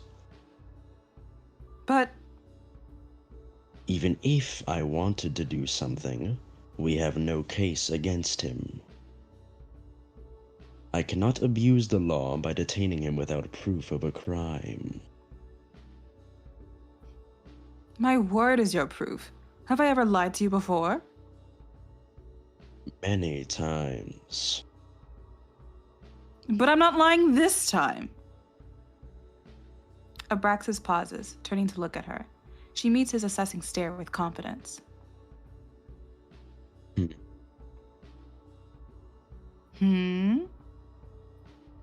If you have proof that this vampire has violated supernatural law, You should gather your evidence and report it to the Supernatural Crime Division. I'll put in a word with the inspector or whoever's on shift to make sure he's looked into as soon as possible. And if he is indeed guilty of the claims you make, I'll personally ensure that he gets what he deserves. Now will you please step aside and let me do my job? She steps back, hiding her fangs between tightly pressed lips. Fine. She's not going to report shit. By the time they get through the backlog to his file, Seth will already have fled the city. She'll surrender him to SSF custody for now. There's no other option, but as soon as he's out of their sight...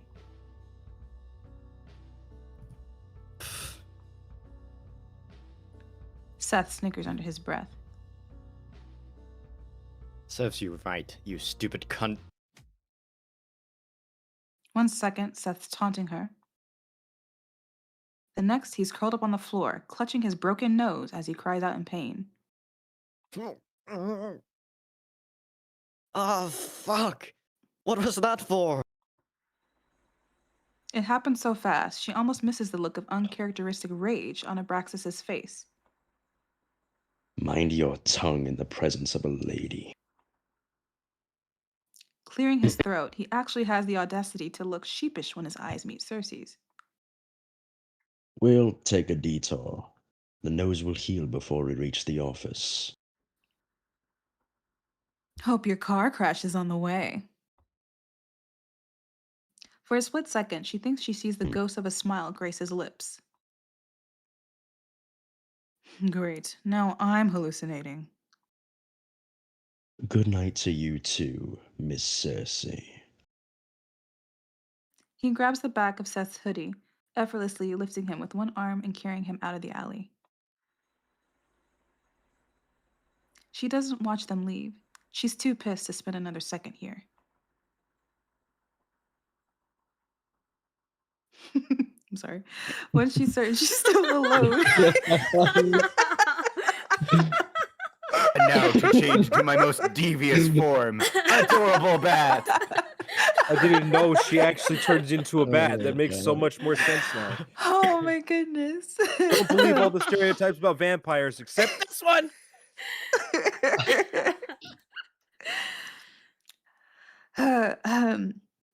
When she's certain she's still alone, she transforms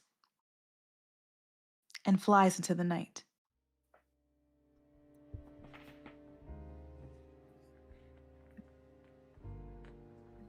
Circe flies through an open window of her flat.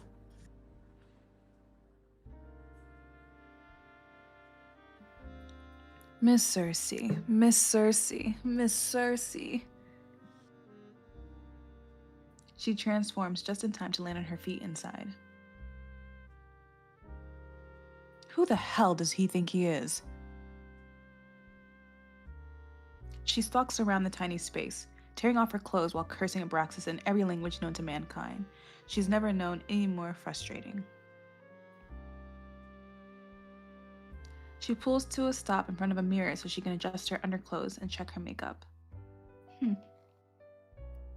But her reflection makes her pause. Huh? Sometimes I wish the myths were true and vampires didn't have reflections. When she sees herself in the mirror, she can never resist picking her appearance apart. The red lips, painted that color so her mouth would match her eyes. The black hair she frantically restyles with every change of the seasons. The body that stopped aging the year she thinks she turned 22, only a few days short of 23. She tries to carry herself to show she's older than she looks, but staring herself down in the mirror, she can't help feeling hopelessly young. In the near 100 years of her existence, she's reinvented herself dozens of times. So, why do I still look so like the girl I used to be? I wish I could forget her, but every time I see myself, there she is. At least she's beautiful. A small mercy.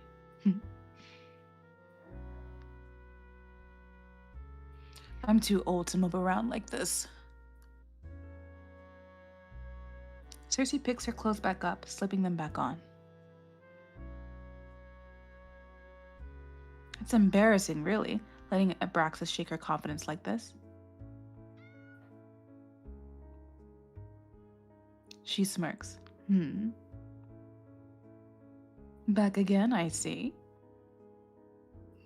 She quiets her steps, sneaking around as she searches for the little intruder. Come out, wherever you are. She catches the culprit under a haphazardly discarded bra. Her neighbor's cat. How did you manage to escape your owner this time, She pss at Ellie, luring her from her hiding spot. She's not sure the sounds actually make a difference. The cat just seems to really like her. Psst, psst, psst, psst, psst. Here, Ellie. Or why else would you sneak in here all the time, She picks the cat up, cradling her in her arms and pressing a kiss to her head. Mwah. Poor Miss Harris has to be worried sick about you.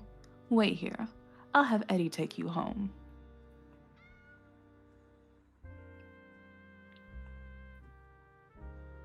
I'll take that as a yes, ma'am. Good kitty. Downstairs, she finds Edgar hunched over his desk, nose buried in mountains of paperwork.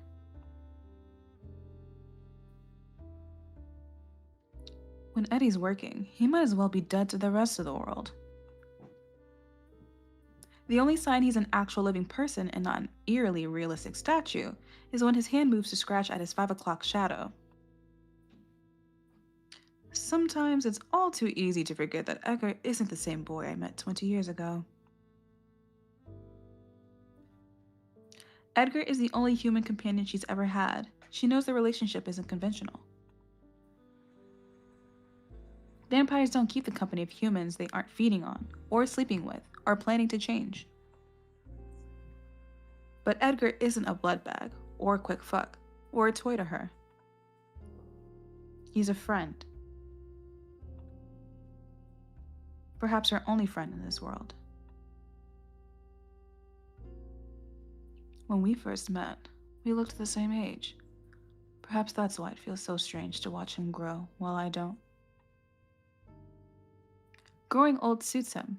Where he used to be cute, he's now handsome. At least in her opinion, that is. Circe crawls over the desk and into his lap. She buries her nose in his collar and inhales. He smells the same as always. Like coffee, tobacco, and cheap body wash. Double? She's done this enough times that it barely faces him anymore, which is disappointing. Oh well, it just means he has to try a little harder to fluster him. Very comfortable. That one of us is. Bored, she slips out of his lap and sits on the edge of the desk instead. You'll never guess what happened to... Braxis messed up the job, didn't he? She was talking about Ellie, but being reminded of Abraxas sours her mood. How do you know? Heard you cursing up a storm upstairs. Oh, right. Thin floors. Edgar doesn't ask for details, well aware Circe will supply them regardless. It never takes much for her to go off on another one of her rants about Abraxas and the supernatural secrecy force. They've been a thorn in their operations since the very start. Separate from the Supernatural Crime Division, the SSF are an intelligence agency specialized in so-called counterterrorism. Bluntly speaking, They've been ordered to do whatever it takes to ensure that the existence of supernaturals remains a secret from the larger world. They spy and manipulate the narrative behind the scenes, only stepping forward when an incident grows big enough that it threatens exposure. On occasion, they will even directly eliminate assumed threats. The SSF higher-ups are all mortals, but they send supernaturals like Abraxas to do the dirty field work for them. Many would insist that the SSF are a necessary evil, but everyone still thinks supernaturals who join up are all sellouts. Innocence or guilt matters little to the SSF. Their job is, quite literally, to brush things under the rug, usually at the expense of non-humans. Cities that experience a rise of vampires don't let the SSF anywhere near it if they can help it. But in places like Northaven, it's hard to get all the different non-humans to agree on anything other than not wanting humans to discover us. I'm not surprised they intervened again, but I am surprised they haven't shut the Thorn investigation down yet, given our egregious list of violations. I don't like Abraxas any more than you do, but I've got to give it to them. His patience has more to do with you, or his patience with you has been impressive, unlike my speaking.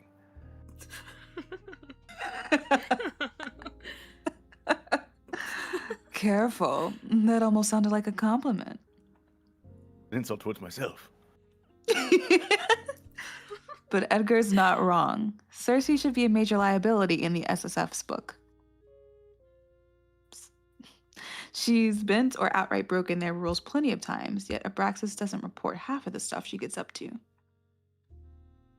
Because of that, he now seems to believe she owes him some kind of favor. As if I ever asked for his help. You know what? Maybe he fancies you.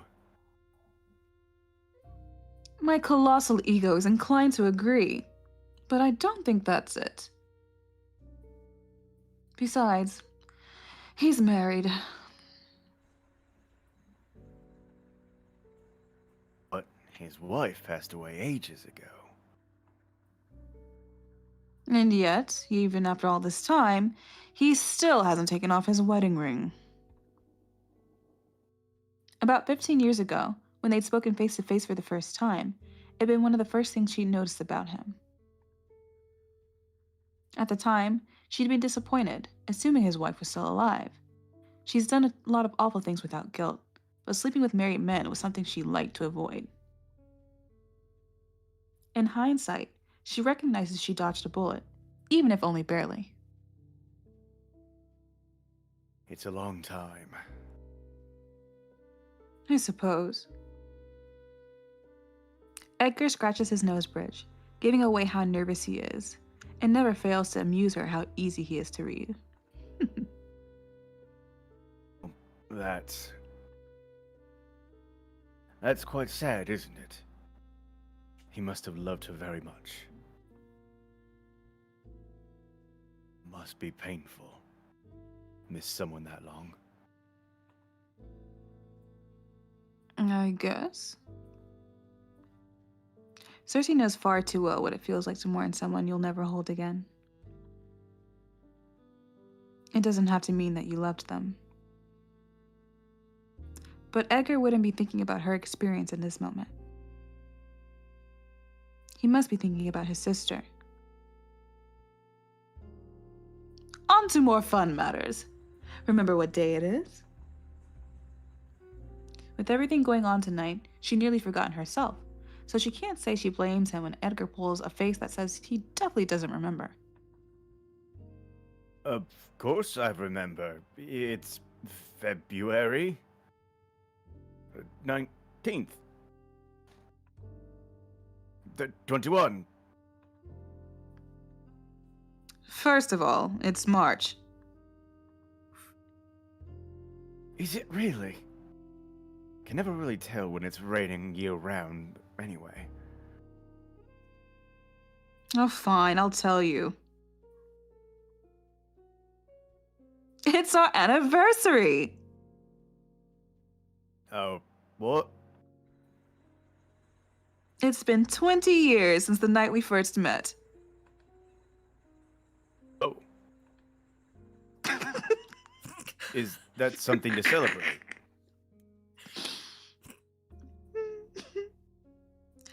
I don't know about you, but I'm surprised we made it this long. Now that we can agree on. Wasn't one of us supposed to kill the other one by now? He says it lightly, but he's half serious. One of them should be dead by now. Edgar lights a cig, barely hiding a grin when he shoves it between his lips. Circe smirks back at him.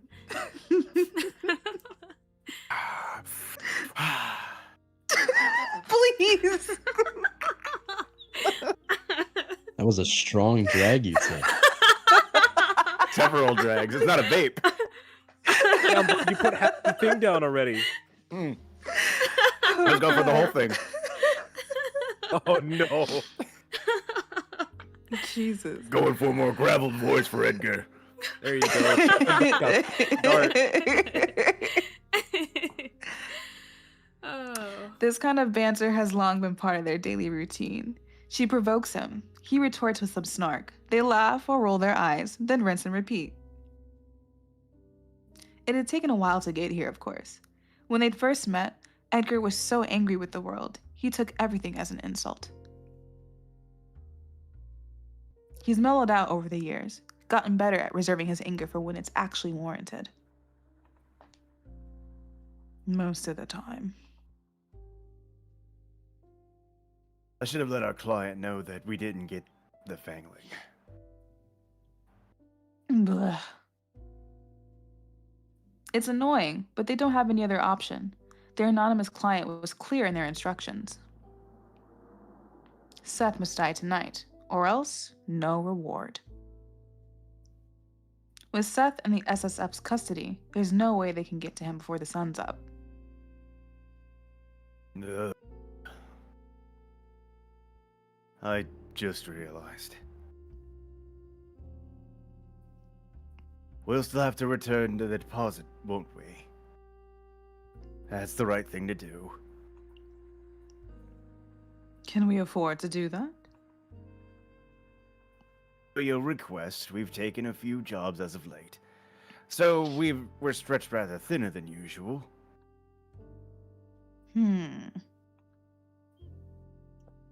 If we want to feel more secure about keeping the lights on, you should keep a few more cases. Or spend less on clothes. Why would I do either of those things when you're always working so hard to make sure we're a month ahead on rent? I've only got so much hair, Circe. And I've only got so many dresses.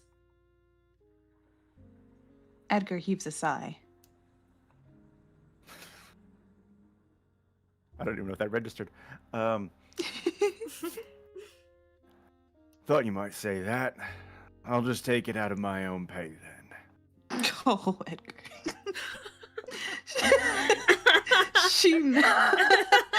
She nods. Pleased with his quick thinking. Very good, Edgar, very good. Anyways, that can all wait till tomorrow. Let's go to the Golden Cat and celebrate our 20th. You don't need to use our anniversary as an excuse. We go there every night. But tonight will be special. Drinks on me. Well, technically, it's rapidly depleting business funds that we'll be paying, but the sentiment stands. You sure know how to spoil a bat. Oh, that's it. So that's a yes. Yes, yes. All right, let me just fetch my coat. Why do I feel like I'm forgetting something important? They share a knowing look. I only know one person who knocks like that. The cat.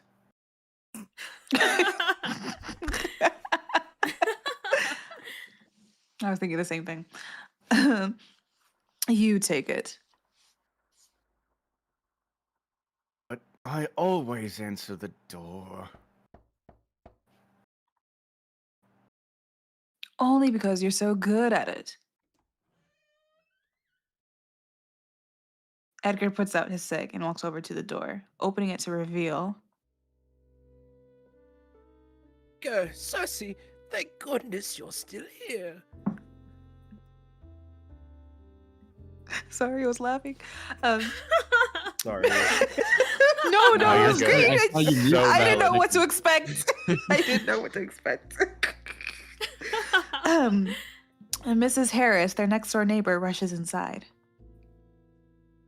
She's a kind old woman who thankfully never complains about the suspicious people going in and out of Thorn investigations at all hours.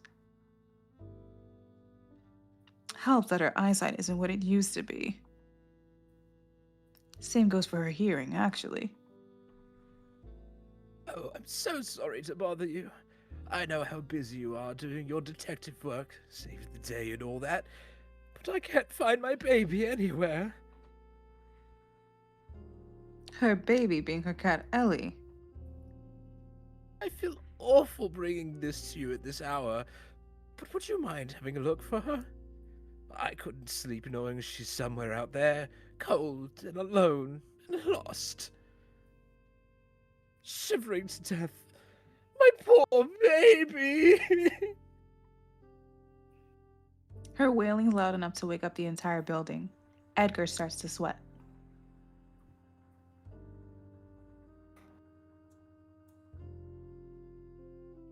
Oh, Rip, did it What? not register? Discord. You're valid. Damn it, Discord. Edgar doesn't look like he's in the mood to go on a cat hunt. Luckily for him, they won't have to. Good news, we already found her. Her bawling immediately stops. You did? Yes, she's upstairs. She is? Edgar guides Mrs. Harris to the sofa. She sinks into it with relief.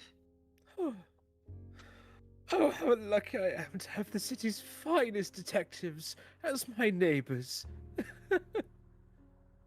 It's not that hard to find someone who's hiding inside your own home. Circe retrieves Ellie from upstairs, hesitantly returning her to her owner. Edgar watches the exchange with amusement. He's been nagging for ages that she should just stroll down to the shelter and pick up a cat of her own. Sadly, I lack the confidence to keep something living alive. Oh, thank you, thank you, thank you. Mrs. Harris hugs the cat to her chest. Ellie lets out a not so pleased meow. You saved my baby again. How can I ever repay you two? It's nothing. We're glad to help you anytime. Free of charge. Nonsense. I'll bake you biscuits and bring them over tomorrow. Knowing she wouldn't even be able to eat them, and no good could come from having Mrs. Harris lurking around unless necessary, Circe tries to tell her. There's really no need. We'd love that. Thank you so much. Seriously? Edgar looks offended. I've always been serious about dessert. Very good, Mr. Thorne. It is important for the growing boys to eat plenty. Good joke. The only thing Edgar's growing is a pitiful beard. Edgar rubs his jaw. This hair is fantastic.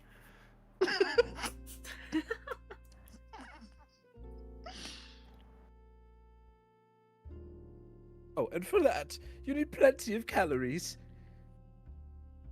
Sure. Circe gently gets Mrs. Harris up out of her chair and guides her to the door. Whole way there, Mrs. Harris rambles about what she's going to bake tomorrow. I'm gonna bake biscuits. Edgar's at his desk going, "Fuck yeah, biscuits, let's go!" God. Circe almost has to shove her out the door. When it's finally shut behind her, Circe turns to glare at Edgar. What? It would be foolish of me to turn away free food, especially biscuits. Anyway, with Mrs. Harris gone, there's only one thing left to do. Drinks? Drinks. Let me just pause quick. I just want to turn up the sound effects. There we go. Because the cat, unfortunately, good. was not audible. Oh no! I'm gonna drink just a sip of water real quick. Yeah, definitely. I think we're about halfway, so if we want to take a quick 5-minute break, we can. Maybe actually even a bit more than halfway. I'm good to be keep cool with going, but up to that. everybody I else. would need that. Okay, great. We can keep going. Yay! Amethyst, I find your stamina so impressive. My voice would have been dead by now. Good. Like, Thank you. you have like the same, like, you know. Oh yeah, good reading. You have the yeah, same tone the flow. entire time. Yeah, It's incredible, delivery. yeah. Yeah.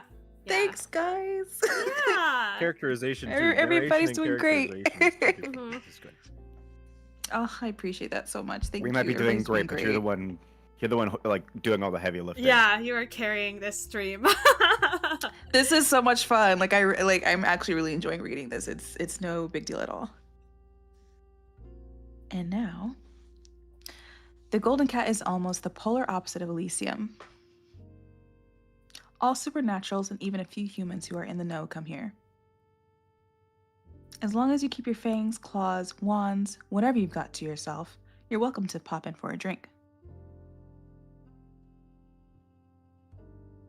Entering the pub, Circe's eyes immediately hone in on one guest in particular. Oh, look, it's your little friend. Raoul, a local cop with muscles that aren't just for show. He's seated near the bar, nursing a beer in one hand. Call him that. The way you phrase it makes it sound indecent. But he is your friend. Last I checked, your only friend. I have other friends. There's Richard back in my hometown, though I haven't spoken to the Pratt in some time. Or even there's about, or even thought about him in a while.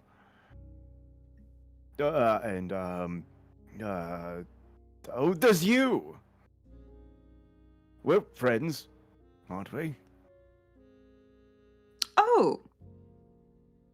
Of course. Oh, the Right. brash. Embarrassed by how much his words mean to her, Circe's quick to change the subject. Thankfully, Edgar doesn't seem to mind, looking more than a little flustered himself. By the way, Raoul's gay, right? What makes you say that? He's never responded to any of my flirting. Perhaps he's just not into you. No, he's definitely gay. She only flirts with Raoul to mess with Edgar, but it still surprises her Edgar hasn't noticed his friend's not into women. Is he really so oblivious? Or is Raoul just that private? Maybe it's easier for her to tell because she also enjoys the company of her own sex. Wait. You've been flirting with him? That's what he was mulling over? They walk up to Raoul. Edgar greets him first. Evening, Raoul. Did you get off work early tonight? Edgar and Raoul have an interesting friendship. if you can call it that. They meet up every few weeks, but it's never a planned thing. They'll just sit next to each other and chat over a few drinks, bonding over being humans in a world of supernaturals or whatever. Oh, hello, Edgar. Unfortunately, I'm technically still on the clock. Good to see you as well, Circe. Have you been well? Raoul nods to Circe, acknowledging her too.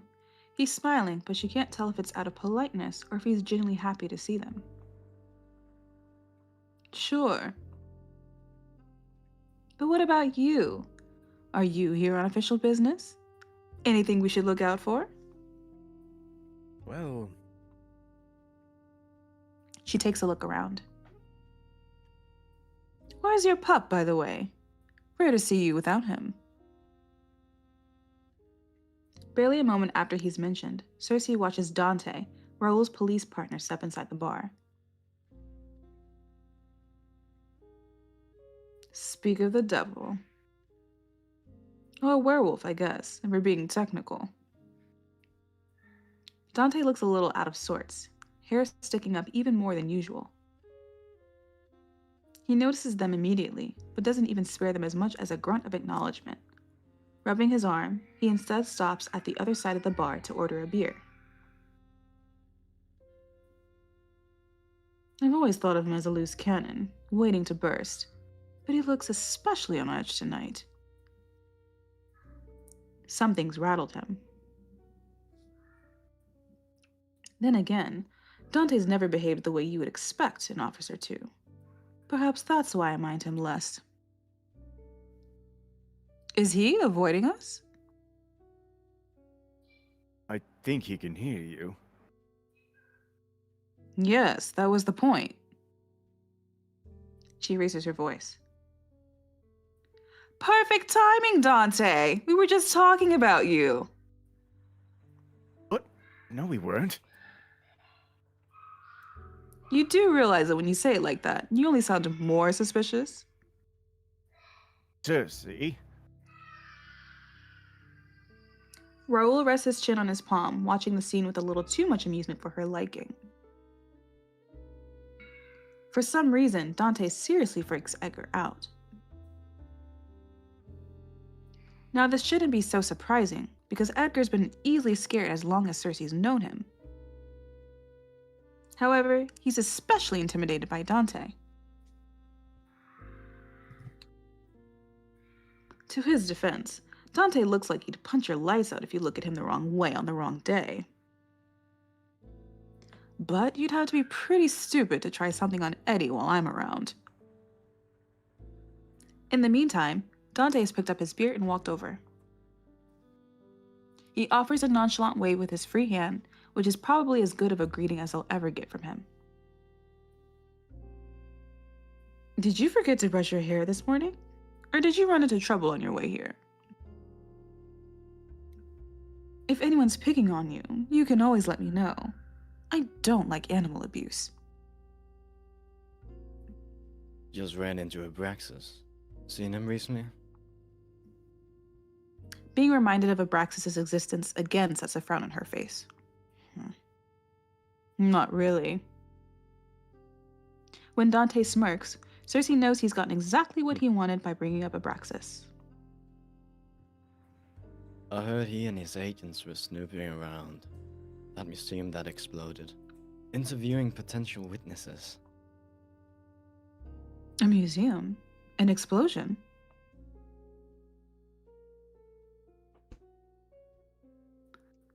Could that be related to why Abraxas needed Seth? Guess they'll be wandering around. Whoa, sorry. Guess they'll be wandering all around towns. Oh, oh my. Give me a sec. You're valid. Guess they'll be wandering all around the city until that's sorted. Keeping an eye on things. Ugh. If you haven't run. I don't know why I'm butchering everything. No, it's a big mood. All That'll good, be all me later. If you haven't run into him yet, I'm sure you will. A lot. His smugness shifts to curiosity. Heard anything about that, though? Not sure what you're asking me for. I haven't got a clue what they're up to, and speaking from experience, it's best if it stays that way. Actually, why do you even care? Aren't the SSF and the police supposed to stay out of each other's business as much as they can?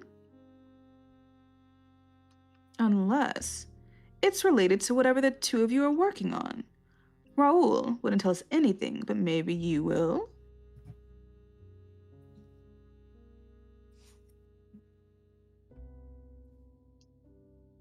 Void. I forgot I was on mute. Big mood. Didn't give me the chance to say anything. As if you would have told me the truth if I did. She could have forced him to. If she really wanted to, she could use compulsion on either of them right now, and there wouldn't be much they could do about it. Dante's trickier because he's about as stubborn as one gets, but Raoul is only human. She wouldn't, though. Not because she's squeamish about compelling either of them.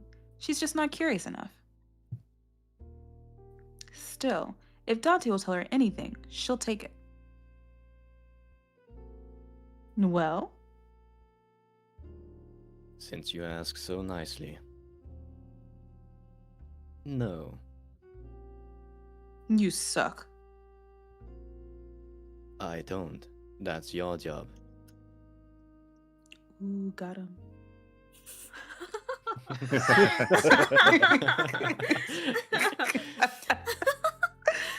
Oh man. Ha, got him.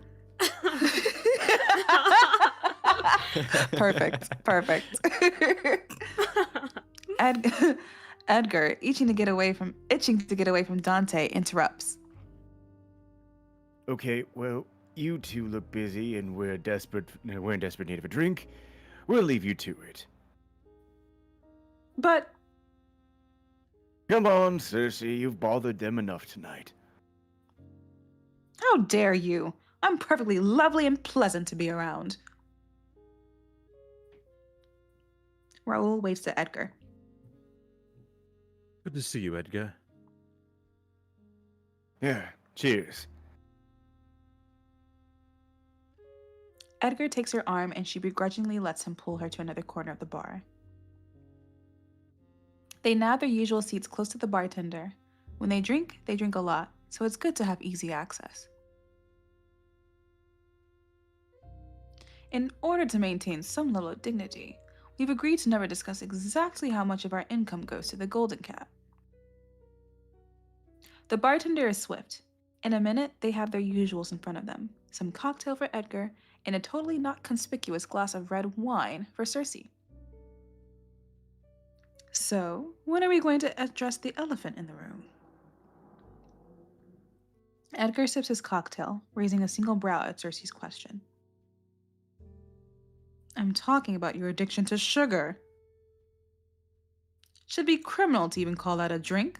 It's about 1% alcohol and 109% sugar. Not quite sure those numbers added up. Besides, what right do I have to judge anyone else's choice of drink when you order the same thing every night? Why waste money on alcohol when it just spoils the taste of what I really want? I thought alcohol enhanced your taste, but enhanced the taste of blood. Actually, I don't believe I've ever asked you that before. She knows exactly why he hasn't asked. With each year that passes, Edgar grows more determined to avoid acknowledging what she really is. Depends on the vamp, but nothing will ever beat drinking it fresh from the tap.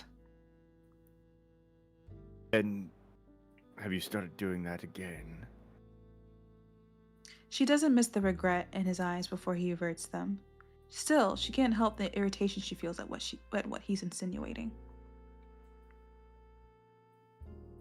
Not since I ended things with Lazarus. You know that. Right. But you think that's a lie.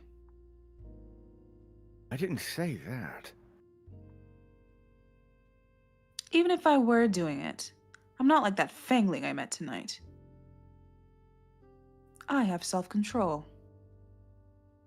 I'm fully capable of making my own decisions.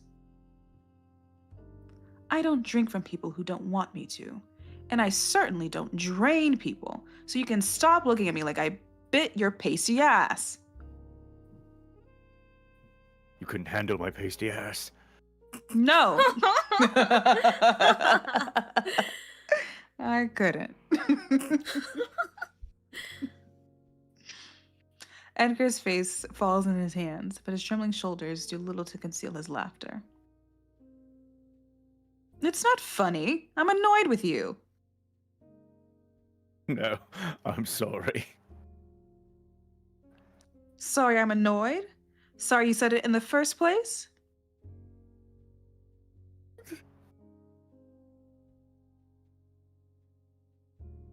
I don't think Oh. it registered. You cut out a little. Edgar.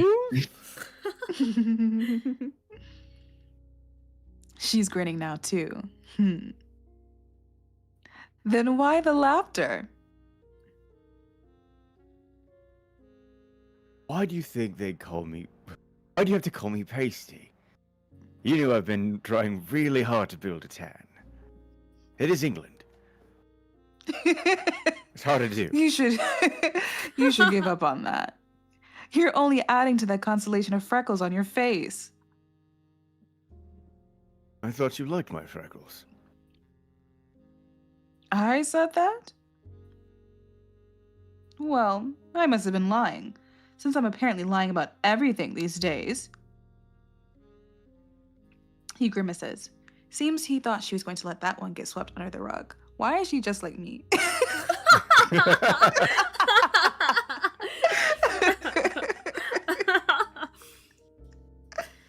I'm sorry, Circe. I didn't mean to accuse you. I know you're not like that. I know you wouldn't. It's just hard to forget the shit I've seen. The things I know you're capable of if you weren't held back by your own morals. It always comes back to this, huh? Edgar only likes the Circe who stands up against her own kind and looks out for the weak. Not the Circe who lures strangers into her bed and sucks their blood. I don't know how to tell him that I'm both. So, I don't. Nothing's holding me back. You make it sound like I'm forced to do this, but I choose to. It's not an easy choice. She's been like that fangling. She's been worse, and it was fun. But she doesn't want to know how Edgar will look at her if she confesses that to him. I understand. Except he doesn't. Therein lies the problem. Edgar clears his throat and puts on a smile that trembles at the corners. We're here to celebrate. We should talk about happier things, shouldn't we? Courtesy of decades of practice, the smile she puts on herself is a lot more convincing. Right. Like your girly choice of drink. We're still on that? Hey, aside from the increased risk of diabetes, I find it cute that you have a sweet tooth. 42 years old being described as cute is no longer very flattering, but... Shh. Wait a second. He presses a finger to his lips, then motions to the radio playing on the counter. The news is on. Local authorities have stated a gas leak caused the explosion. I'm sorry. I'm sorry. I'm sorry. I'm so sorry. Local Continue. authorities have stated a gas leak caused the explosion at Beaumont Museum last night. The Beaumont Museum. Museum. Okay. Beaumont Museum. That's where Dante said the SSF were digging around, right?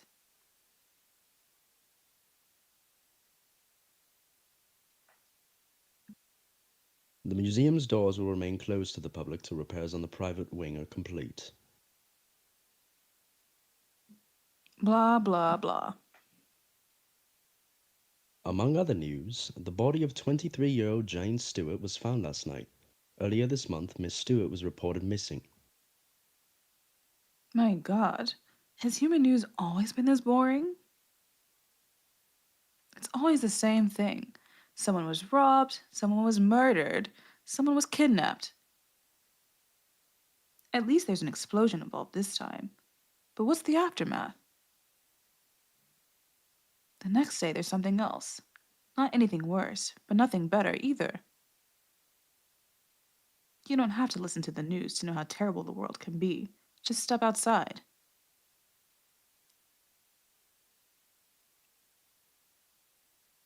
Ever been? Sea Shadow, I think that's you. Oh.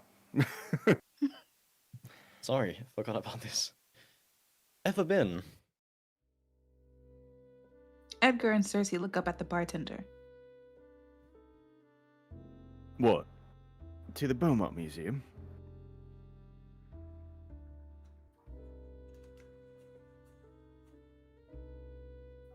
Sea Shadow, Oh, sorry, it's you again. Again. I read the text, not the title. Sorry.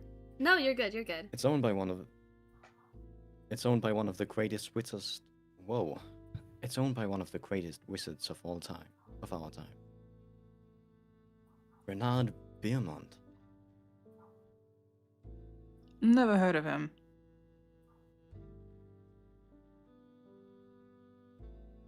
What makes him so great? Many things. For starters, he...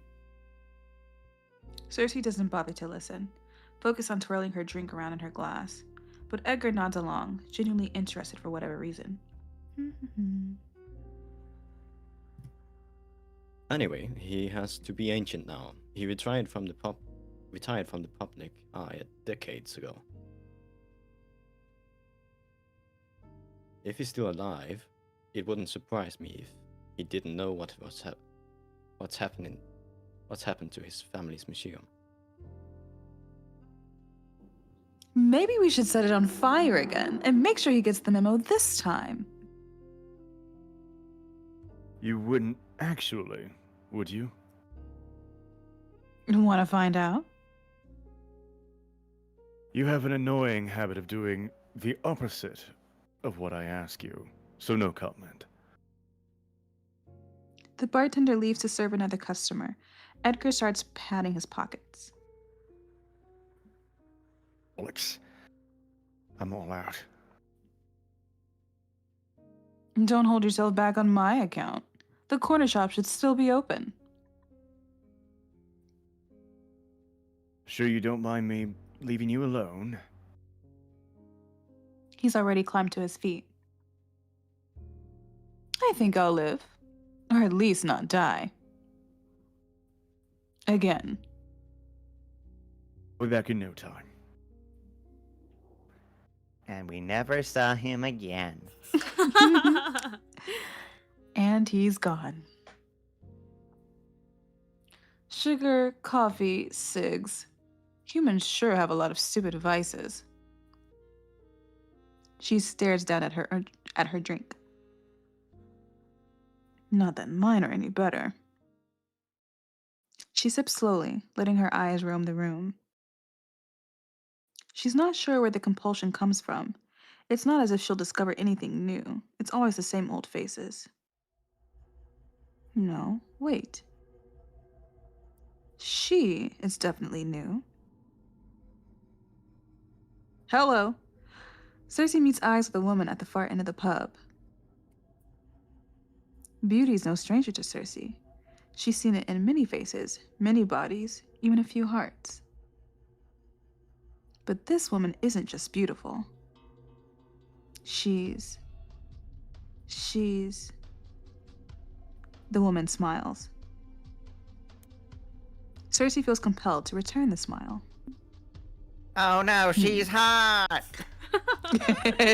Exactly. Twirls hair. Circe returns the smile, but looks back down at her drink just as quickly. Not looking to hook up with anyone tonight. Although that's a bit presumptuous of her. Maybe the woman was just being nice. Oh my god, this is so real. Right. Not really looking for nice either. Wait. Circe's head snaps up, but the woman's already gone, nowhere to be seen. Only in her absence does Circe realize that she couldn't detect what the woman was. Whoever or whatever that woman was, she means trouble. I want to speak with her. It makes no sense, but I want to see her again. I want to know her. I want her. Not her blood, not her body, not her heart. Circe wants the mystery she offers. It's exactly what she's been looking for.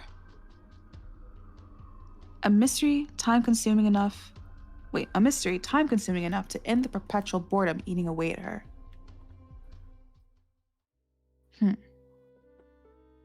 Preoccupied by her thoughts, Circe barely notices Edgar's return.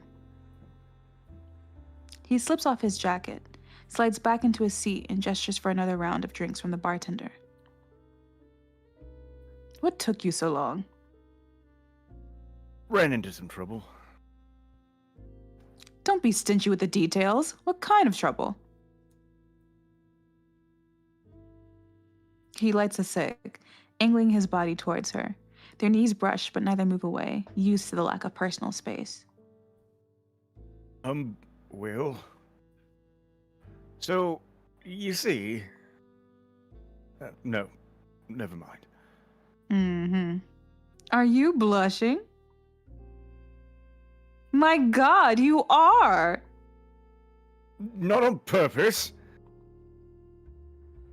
Unfortunately, I don't think it's me having this effect on you, so it must be something else.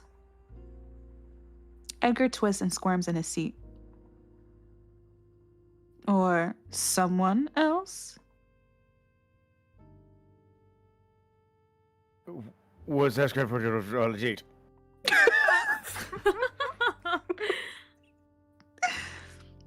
He spits Oh the man, words it's like out a so train wreck and I can't look away. Correct.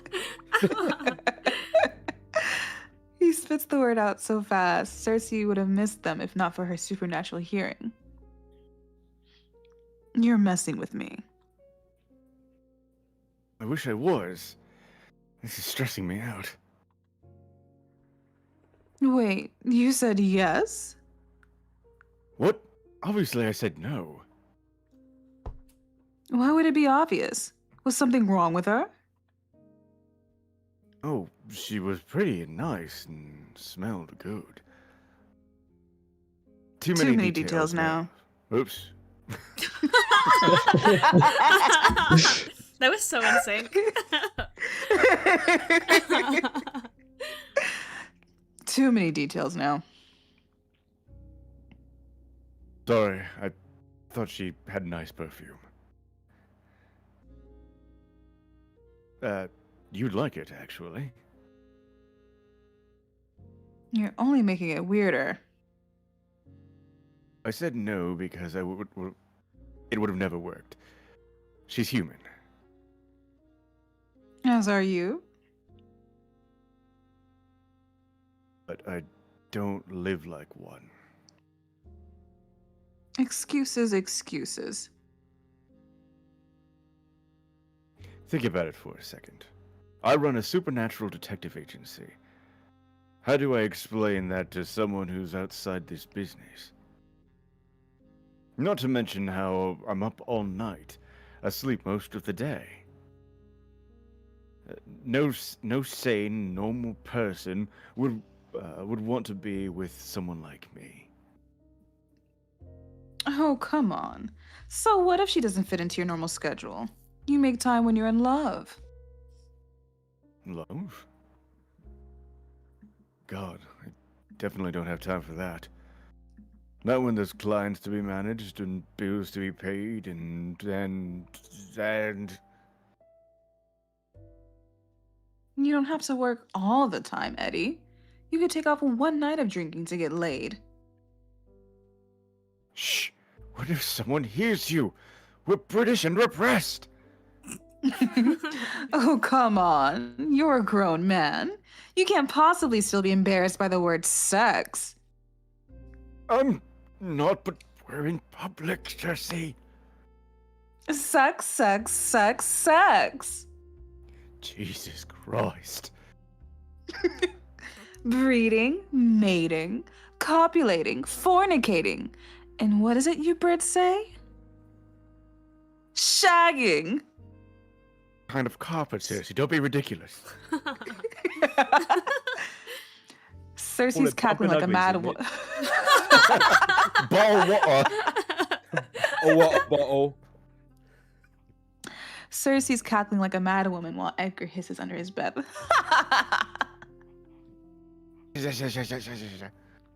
Circe, I am begging you to stop. Edgar looks about ready to explode from embarrassment, anxiously glancing around to make sure no one's heard her. Circe doesn't have the heart to remind him that they're at a bar for supernaturals. Almost everyone's guaranteed to have overheard. Anyway, wouldn't it be nice to be with someone, even if it's only for the night?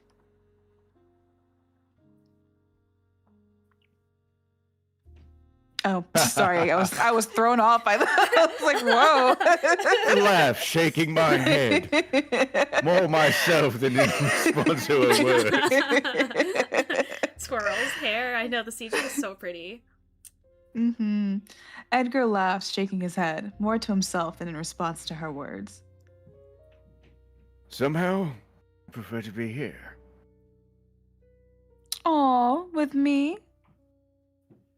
I wouldn't necessarily consider your presence to be an advantage, but yes, I prefer to be with you here. Circe brings her glass to her lips, hiding her smile behind it. It's selfish, but Circe's pleased he rejected the stranger. I'd be jealous if he suddenly had less time for us. Their relationship isn't romantic, so it's not like he'd be cheating on her. But she likes their routine. It's the only stable routine she's ever had, and she doesn't want that to change. Besides, he's got a point. It's not like he could still work with her and lead a normal life. That's just not how it works. Of course, there are people like Raoul and Dante's superior, Orion, who have human families and try to live as normally as possible. But Orion's an anomaly, and with time, vampires like him learn the hard way that rejecting your nature never works in the long run. Edgar's different. He could pack his bags, move cities, and go back to living a normal life whenever he wants. As long as he remains here, though, he'll never be able to pull the wool back over his eyes. Edgar taps out his cig in the nearest ashtray. Enough about that. Did I miss anything around here? Nope.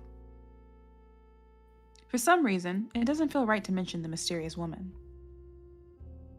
Maybe because she knows how Edgar worries, and she doesn't want him to start. The bartender slides their new drinks towards them. They clink glasses. To 20 years of this hellish profession. Into 20 more.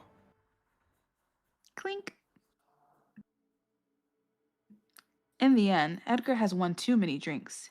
He leans on Circe the entire walk back to his flat. She stops when they reach his building. He's never invited her upstairs before, and she doubts it'll be any different tonight. Will you make it upstairs on your own? Why wouldn't I? He pushes off of her and stumbles up the stairs to the entrance. Yeah. He almost falls over several times, but by some miracle, he manages to reach the door without breaking any bones. See, I'm He hiccups. hiccup. I'm perfectly fine. Right. See you tomorrow night. He waves her goodbye. She waves back. Good night. She waits until he's safely inside the building. Chances are low he'll die on his way up the lift, so Circe begins to stroll back to her own flat.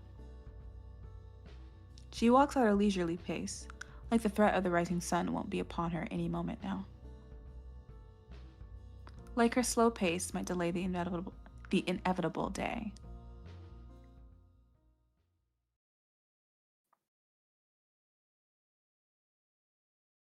Circe strips down to her underwear. Her one-bedroom flat has no bed, only a sofa, so that's where she lies down. Outside, the sun slowly rises, and the world Circe will never get to be part of again wakes up. She stares up at the ceiling, trying not to think about the growing resentment she feels every time she has to hide away from the sun. I didn't always hate daytime.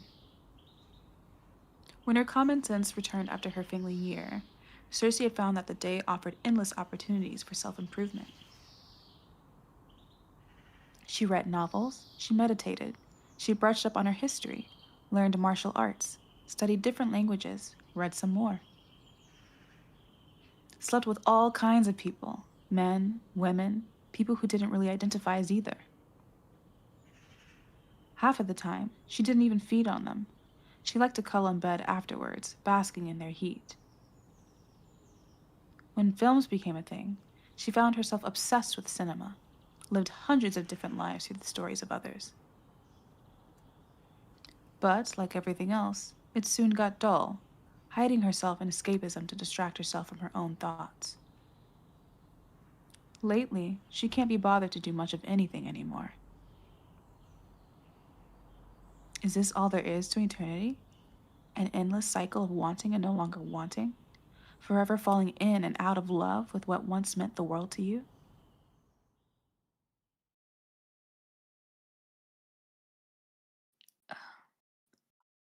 If she shuts her eyes, if she pretends hard enough, she can almost imagine she's dreaming.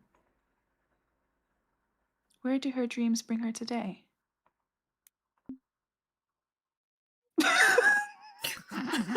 That was so fast. Not even a hesitation in that clip. Just say you want more screen time. Just say you want more screen time. He's in the room with us. Oh no. Who was she? More importantly, what was she? Every person has a distinct aura. Some call it life force, some call it the soul. Whatever you like to call it, everyone has it. Not everyone can detect it, but Circe is trained to ensure she never misses it. So the fact that she missed this one, it unsettles her. It unsettles her very much.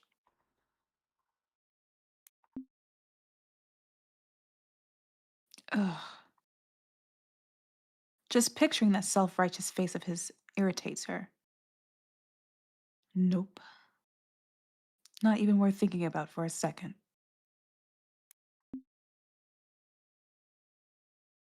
Eddie's funny when he's drunk. Though most of their nights might end at the Golden Cat, Edgar rarely drinks enough to get wasted. His love of tobacco might send him to an early grave, but at least alcohol poisoning won't. A small comfort. She continues to dream. She tries her best to fight back. Sorry. Whoops. It's okay. Go back. Oh man. She tries her best to fight against the current of her thoughts, but somehow they always lead back to him. Against her will, Circe remembers him. Huh? Open your eyes. Look into my eyes. See yourself as you truly are, as you were always meant to be. I'm afraid. For us, fear is a choice. When she opens her eyes and looks into his, she doesn't see herself. She sees him. And only him. Beautiful. He whispers, reverent. I will never make anything as beautiful as you again. But sire, you did not make me. I did. His spindly fingers caress her skin with such tenderness. She foolishly mistakes it for fondness. I delivered you from death. I rendered you invulnerable to the horrors of time. I captured you in the moment you were the most beautiful you ever would be. Beautiful. Forever. She holds the monster's stare. My eternal companion. Forever.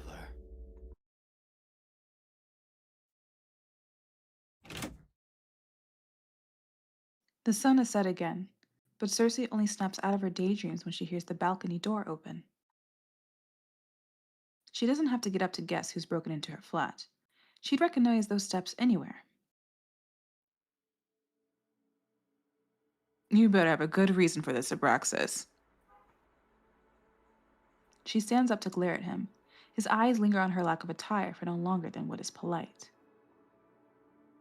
I apologize for the impromptu visit, but it could not wait. Would you please put some clothes on? Then, of course, I shall explain my unconventional entrance. Why not remove your own clothes if it feels unfair? Do not be unreasonable. It is not a matter of what is fair or not, but of what is appropriate. Well, I won't be putting mine on. This is my home, and I'm comfortable like this. It wouldn't be courteous for me to be here while you are. He gestures awkwardly, refusing to look at her again. Unprepared for guests. Exactly why you should remove yours. Make it even. He must know she's messing with him. She can tell from that angry furrow he's failing to hide between his brows, but he slips off his jacket anyway, hanging it over the side of the sofa. Satisfied? Her eyes linger appreciatively on the way his shirt stretches across his chest.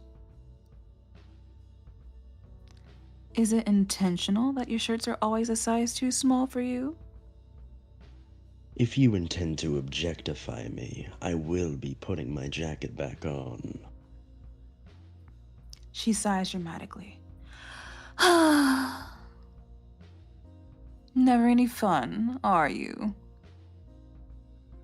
As a vamp, shouldn't you know better than to enter a stranger's home without invitation? We are not strangers. We're not friends either. Acquaintances. Are you seriously trying to negotiate our level of familiarity? He eyes the balcony he just sneaked in through. I didn't mean to cause you any distress, but I had to make sure no one would know I was here. And you felt that creeping in through the balcony was the most discreet way to accomplish that? was not creeping. Really? His eyes sweep down her body again. He clears his throat and pretends to be distracted by the posters lining her wall. I believe this is my first time seeing your flat. Do you watch a lot of films? Explain why you broke into my damn flat. Sneaked in. Don't be childish. It's not cute when you're like 200 years old. It's about the case that Seth was witness to. Did you release him already? Of course. We had no reason to hold him after questioning. No reason. I gave you a reason. Yes, I put in a word with the SCD to look into him sooner than later. They mentioned they hadn't received any reports from you, however. Oops. I did not come here to talk about Seth. I need a favor. Will you do it? The request surprises her. She studies his face, waiting for the punchline. Well, will you? I can't believe my ears. The great Abraxas is asking for my help? Really? Do not make me repeat myself. It was difficult enough the first time. Even if she finds it hard to believe, Abraxas is definitely telling the truth. He barely even relies on his own agents, so for him to come to her, of all people, for help? It means he needs something badly enough to swallow his pride. I never expected to see the night. She's already set on not doing it, because why would she, in her right mind, ever help Abraxas? But that doesn't mean she's not curious. You're going to have to share more details before I decide. Have you heard of the incident at the Beaumont Museum? In passing. This must never become public knowledge, but the gas leak was a cover-up coordinated by us at the SSF. Wow! Who could have ever imagined? Magic triggered the explosion. The burst of energy was so powerful that, should our culprit have wished to, they could have destroyed far more than a single wing. At worst, I fear they might even be able to burn down half of North Haven. My agents and I have determined it cannot be a mere accident. This was an intentional attack. I see. Unfortunately, it gets worse. The wing that was destroyed harbored several magical artifacts, one of which is now missing. You should be grateful then. They could have stolen all of them. I sent my team to clean up the scene and deal with any witnesses. That's when they found the initials JM spray painted on a wall. Whoever or whatever this JM is, it is our only lead. Couldn't you trace the magic from the explosion? Circe knows for a fact that the SSF North Haven branch has a very talented witch in their ranks. She even happens to be Abraxas' second in command. We suspect it was caused by the artifact itself, which didn't leave any residue from the user behind.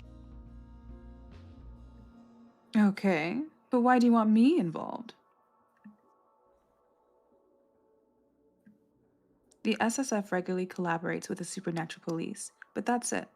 They've never worked with Thorn investigations. And while Circe is not opposed to a challenge, she's no witch hunter. She knows vampires, she knows werewolves, she knows demons, but messing with the wrong wizard can have deadly consequences. It's common sense to not get involved in their affairs. We were going to launch a full investigation into JM when we were explicitly told by people higher up the ladder to drop the case. Apparently, an outsider is being sent from elsewhere to continue the investigation. I take it that's unusual. Not necessarily. There have been cases where we've collaborated with external parties, but the key word there is collaboration. Never in all the time I have worked for the SSF have I been locked out of a case in this manner. Oh, come on. You've lived long enough to know there's a first for everything. I know. Still, I am suspicious of their intentions. I have no real reason to be, no actual evidence, nothing to work with but a presentiment. But I cannot shake the feeling that something is wrong. Since when do you care? I thought it wasn't any of your business if the laws enforced by your superiors might be unfair to us non-humans. I know what you think of me, Miss Circe, but I am not your enemy. The SSF do what we must to protect supernaturals from humans, and them from us. Sometimes that means the occasional casualty on our side. Our side, he says. When has he ever been on our side? Anyhow, given the things you get up to in your own time, I do not think you should be judging anybody else. I'll judge whoever I want, whenever I want. I don't kill vamps out of some sense of moral superiority. I kill them because it's fun, and it pays the bills.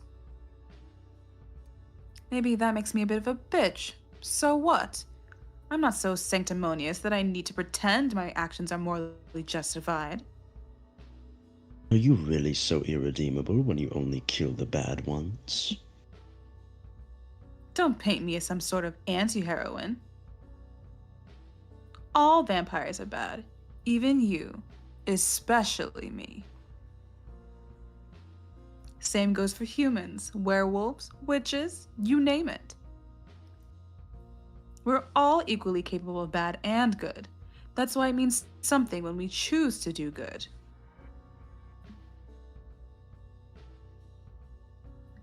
Abraxas doesn't look surprised by her speech. He may not know the full extent of what Circe used to get up to before North Haven, but unlike Edgar, he can surely imagine. This is Circe on her best behavior. And if you ever have the misfortune of meeting her at her worst, well, good luck. I only target the so-called bad ones because I don't need any more trouble with the law than I already have. Also, if someone's willing to pay to see you dead, not once, but twice, you're probably an asshole anyway. Abraxas shakes his head. He gives up on adding anything to this conversation, returning to the previous subject. Technically, I am not betraying orders. It's not me who's investigating this after all. It is you. And if you happen to feed some information back to me, then that is simply how it goes. Loophole of the century. You said an artifact was stolen. What exactly was it? If I knew, I would have told you. I doubt that. I mean it. I know no more beyond the little I have already shared with you. Which is like nothing. It was hidden in plain sight inside Renewed by Mont's private collection. We had planned to contact him about it before we were ordered to drop the case. So all we know is that it can make stuff go boom? Not the exact words I would use, but essentially yes. Who's to say that power didn't come from the person wielding the artifact? Abraxas firmly shakes his head, like he's No. already ruled that option out. There are wizards and witches capable of things our minds cannot imagine. But it would be suicide to release a burst of energy that large without assistance. When magic's involved, nothing's impossible. I suppose. Still, I would say it's too unlikely to be worth consideration. Seth was the only witness? The only witness who might have seen anything of note, at least. We've interviewed all the others, and we learned nothing. Who might have? I thought you brought him in for questioning. We did. However, we were told to drop the case before we could ask him anything worthwhile. Once again, the SSF proved to be embarrassingly incapable. Not our finest work, I know. Circe folds her arm over her chest. I'll help you, under one condition. Did my mic pick up my like this? Why are you making that face? You haven't even heard what I have to say yet. Fine, state your terms. It's quite simple. If you're so desperate for my help, beg for it. No. He moves to leave, but she blocks his path. Always so uptight. Let me rethink this. Abraxas just stares, waiting. She takes her time, hemming and hawing, simply for the amusement of keeping him in suspense. Oh, all right, I'll do it. His glare softens, only barely, but enough for her to notice. Thank you. Don't thank me. I'm not doing it for you. It just sounds like a compelling case.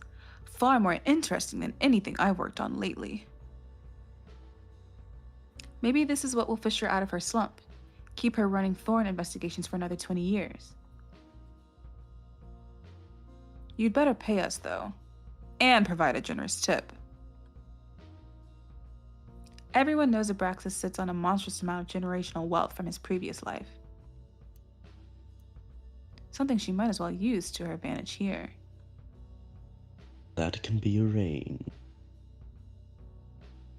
Perfect. Now give me a moment to get dressed and I'll get you out of here. There's no need. I have my own way. The balcony again? Absolutely not, Romeo. His eyes shift to the floor, brows drawn together. He's that conflicted about this? Perhaps it's because he's never broken the rules in the past. He fears the consequences should anyone learn that he's disobeying orders. The SSF have no reason to monitor your every move. Even if someone does find out that you came here, surely you're quick-witted enough to think of an excuse on the spot. Yes, you're right. There are plenty of reasons why I might come to see you. Plenty, you say? Such as? He rolls his eyes, and any previous hints of vulnerability vanish. Never mind that. Get dressed. I do not have all night, and neither do you. Just for the attitude, I'll make sure to take my sweet time.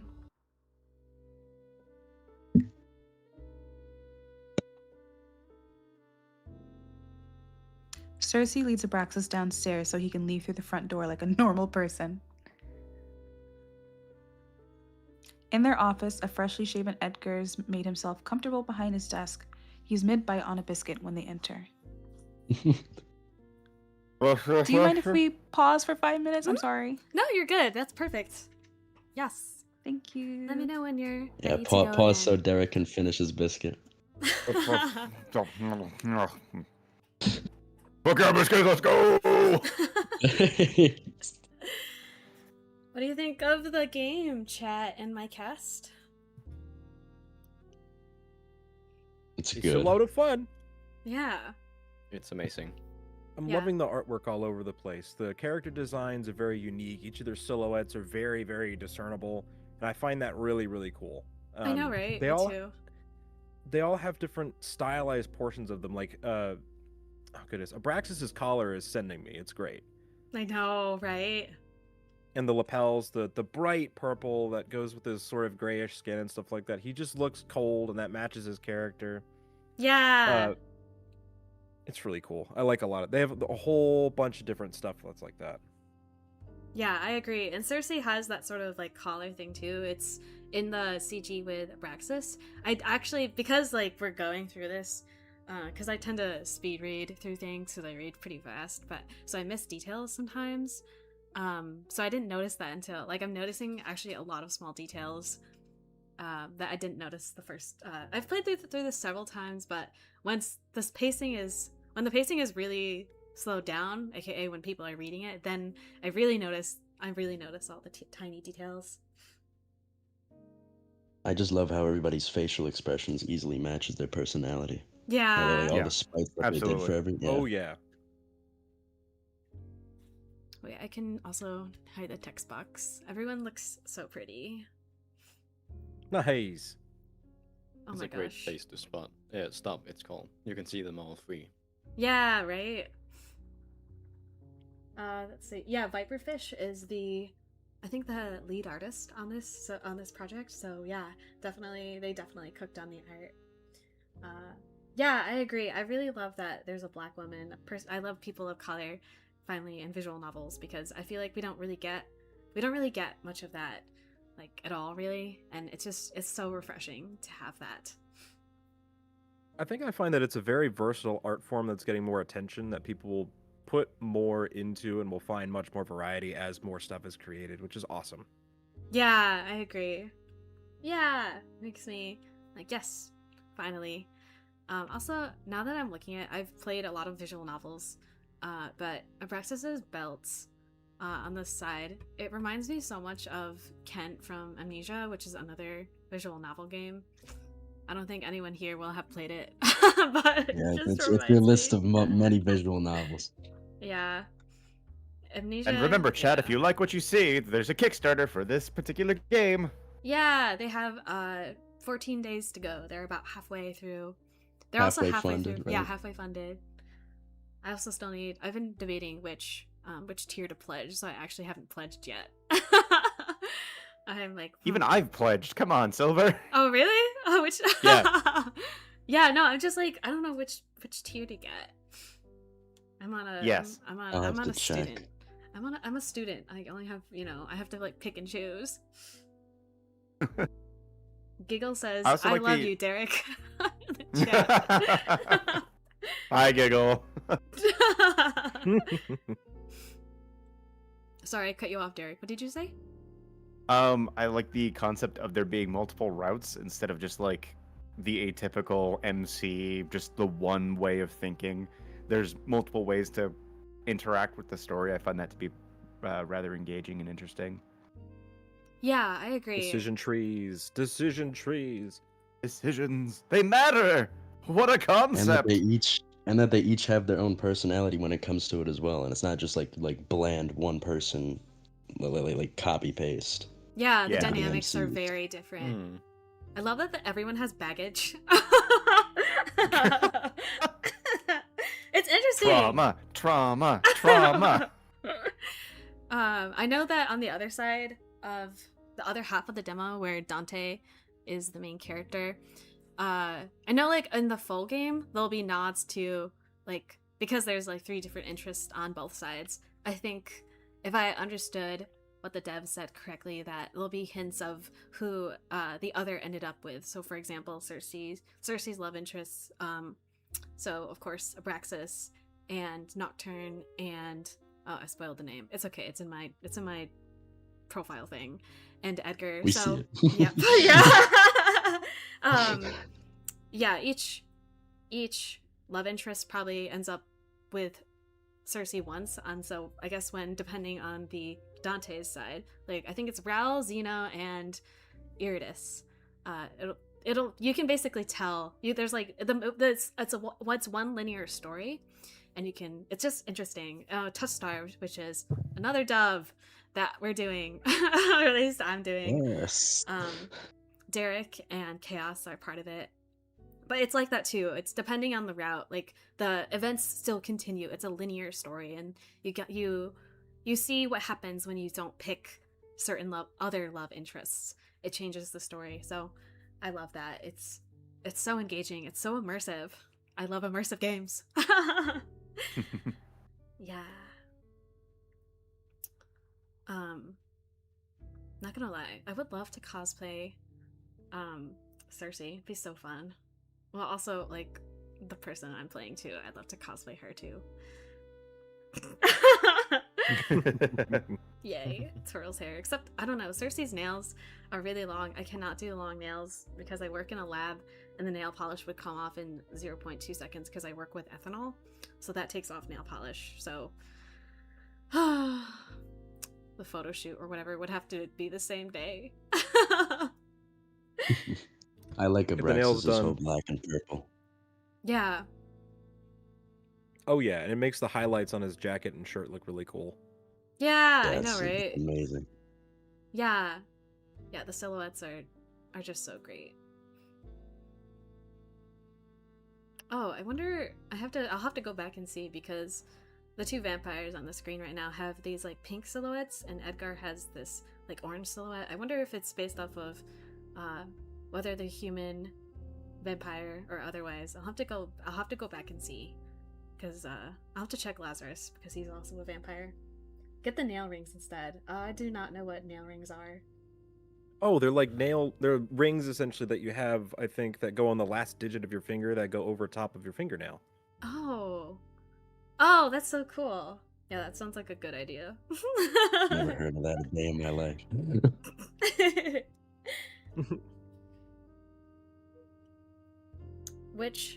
So for the cast, which lines have been your favorite that your character has said? Or your characters, rather? During my Pixelated, we're not gonna go CG, during my CG, I think that was my favorite time voicing him. Yeah. Like with the specific scene of Circe being at his chest and everything. I like that one the most. I feel like I did the best on that one, anyways. I like that Edgar is unapologetically human and kind of like clumsy by comparison to everyone else in the cast thus far. Like his line here is just him eating a biscuit. So like the humanity of someone else be out on a date, or what else? There's also the when he's just like relaxed and hanging out with Circe and being genuine. It's like I'd rather just hang out with you.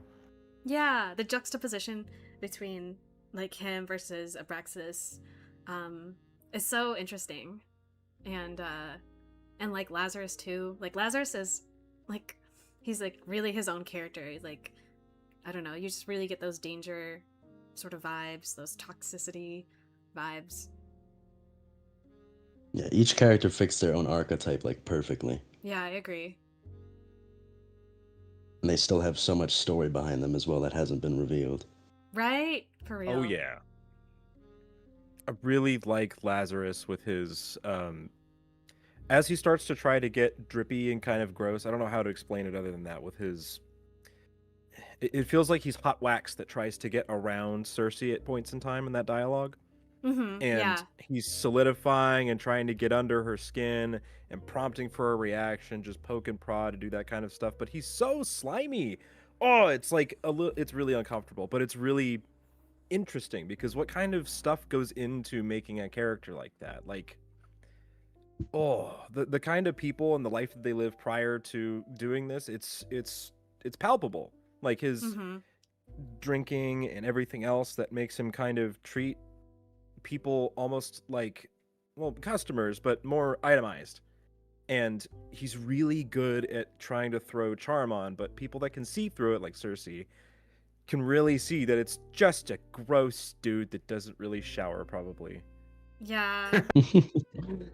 Not gonna lie, so when I had auditions open for this, I don't remember, Seashadow, did you go for Lazarus? I don't remember, but I know Derek and Chaos did. Oh my god.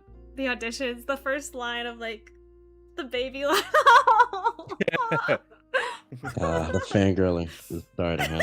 There it is. Unfortunately, I didn't know. Oh my god. But which character to choose?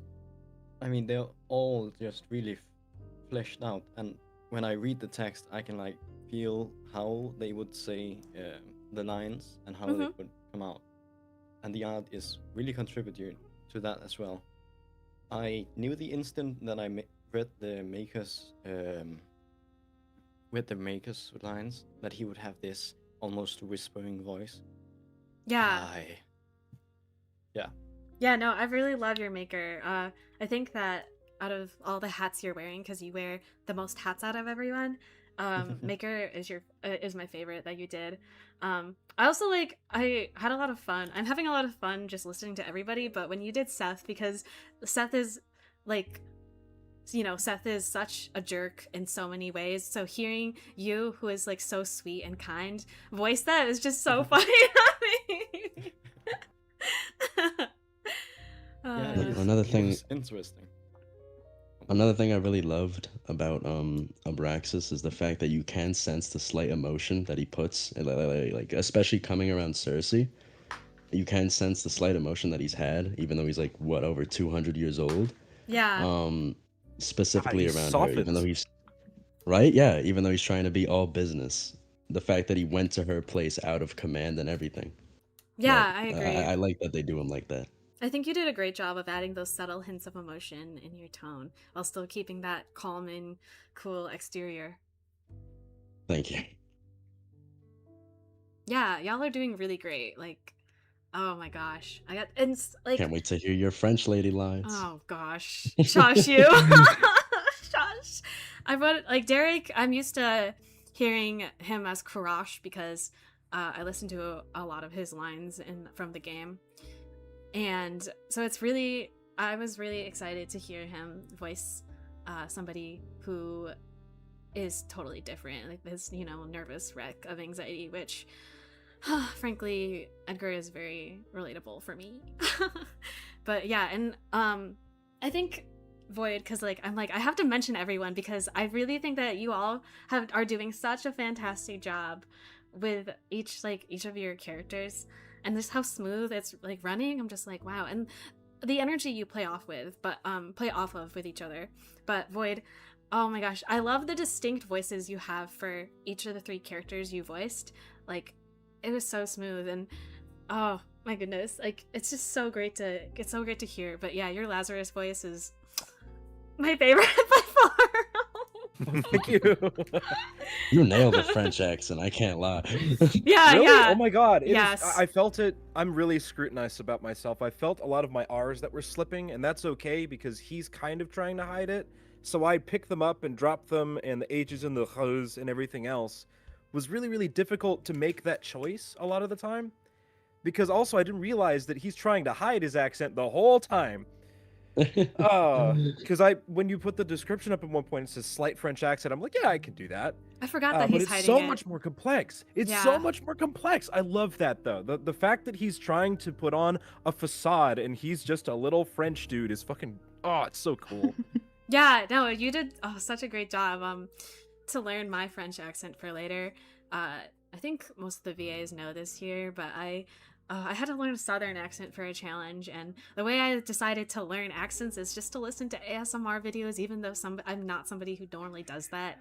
So I just have that going on in the background a billion times. So now that I sort of know what I'm looking for in an accent kind of ish, I think you just nailed it, and it's so consistent too. That's the thing. For sure, yeah. Huh? Welcome back. Oh, sorry. No, I was just agreeing. Oh, okay. Yeah, nice. No, and you as well. You deserve compliments too for being able to read for so long and still show all that Yeah, emotion. Goodness, I agree. Amethyst. Yeah, you're What a goat. fantastic. No problem. Thank you. And I No, love the everybody's been attitude doing you so give great. Circe. You really nailed her attitude. Like some lines when I was playing through the first time, like you're reading it just like I heard it in my head, if that makes sense. You have Oh, the I'm right amount of glad. sass, like the sort of like sexiness that she oozes, and the playfulness that she has with each and every character. It's so great. Oh, I love the energy. Yeah.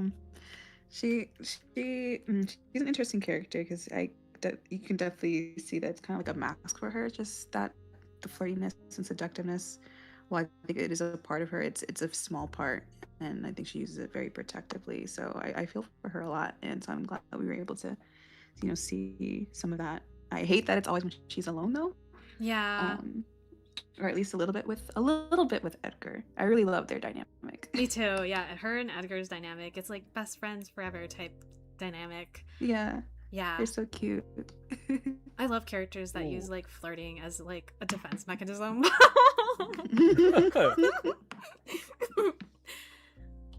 That femme fatale, yeah. Yeah, exactly. The femme fatale. Okay. Are you ready to go? Like, no pressure. Oh yeah. Thanks so much for waiting. I appreciate everybody. Yeah, of course. No, You're of like course. carrying this on your back, so happy to accommodate you in every No, it's a team way effort. possible. Oh, Team you're so effort. sweet. Yeah. Okay. Do you want to do your Derek? Do you want to do your again? Huh? Just put the mic in your mouth. Why not?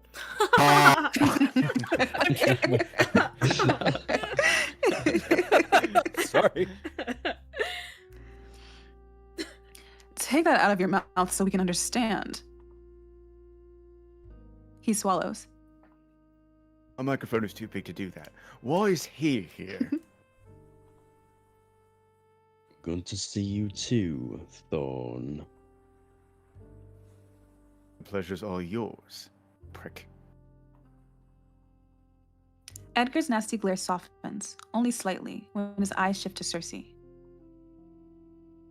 I repeat, why is he here? And why was he upstairs? And how did he even get in? I've been here over an hour.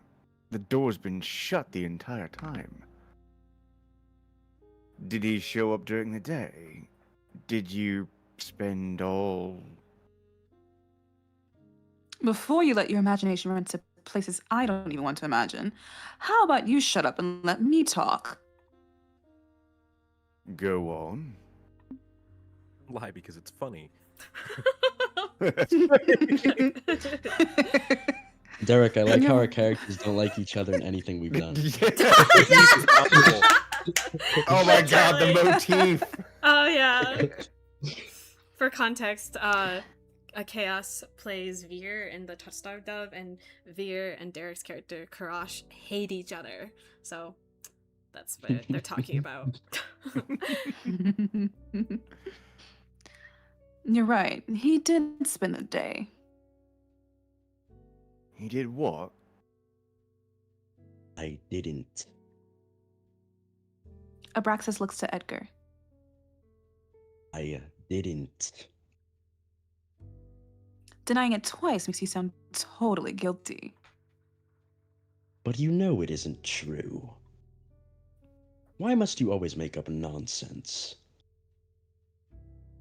As if I'd believe that anyway. Neither of you could stand each other for that long. Now tell the truth.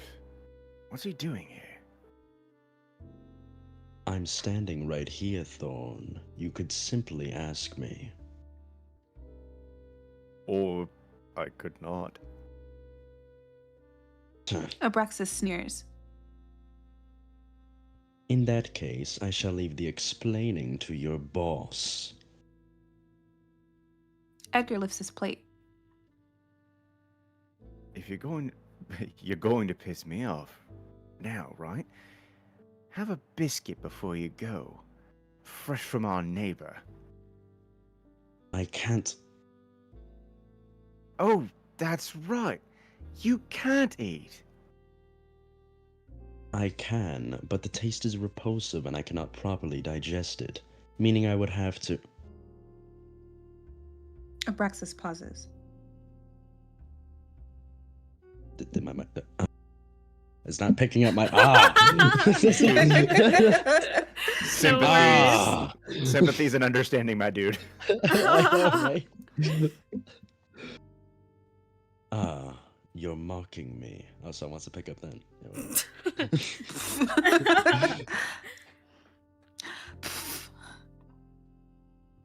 Edgar stuffs a cookie in his mouth. Took you long enough.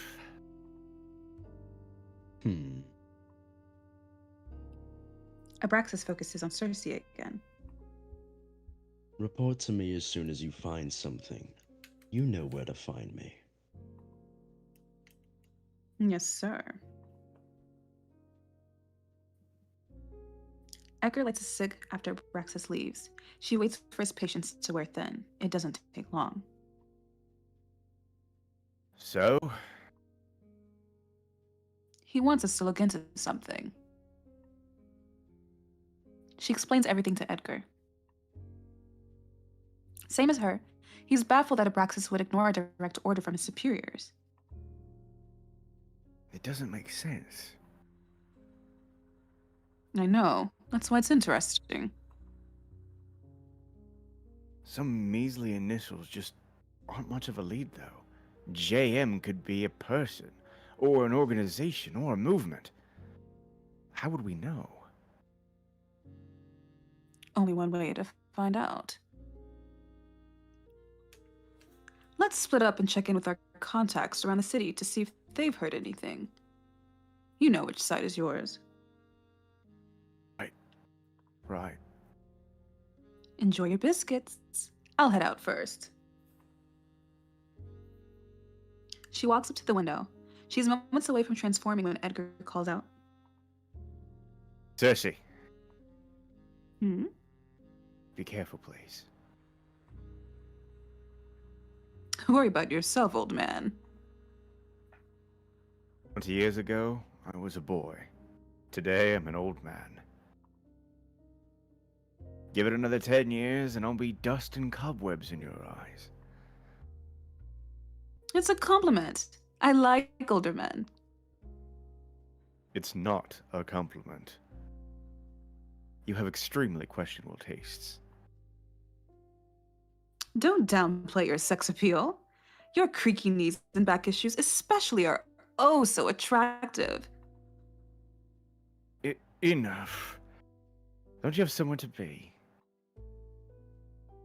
Try not to miss me too much. Like, Circe transforms, circling, circling Edgar once before she flies out the window into the night. My hair!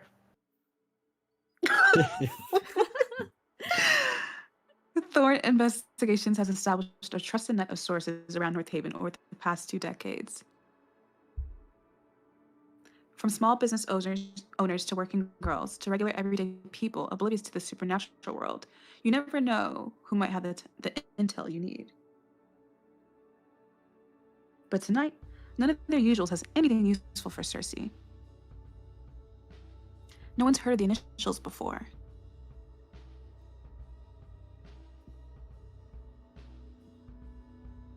For her last stop, Circe catches Nisha away from Elysium on her smoke break. Long time no see, Circe. Nisha, Laz's right hand, has secretly worked as an informant for Thorn Investigations for years now. She's a street-smart human who enjoys making a little extra on the side. Although I'm not sure what she needs it for. From what I've heard, Lazarus pays her plenty and more. Then again, given that she's basically running his business for him, there's probably nothing he could pay Nisha that would be enough for the work she does. Anyway, I appreciate that Nisha's a businesswoman, greed is easy to work with. Heard you stopped by Elysium last night. Paid Laz a quick visit. And you didn't think to come say hi to me? You'd have liked that. I'm not gonna lie, I heard of it. Thought we were friends. Sure, if you say so. But I didn't come here to catch up. Aw, you didn't? Well, what are you here for then? Have you seen the initials JM around lately? Nisha shrugs. No. Is that someone important? Another dead end. Don't even know if it's a who or what yet, but if you hear anything... Nisha tips her imaginary hat to Circe.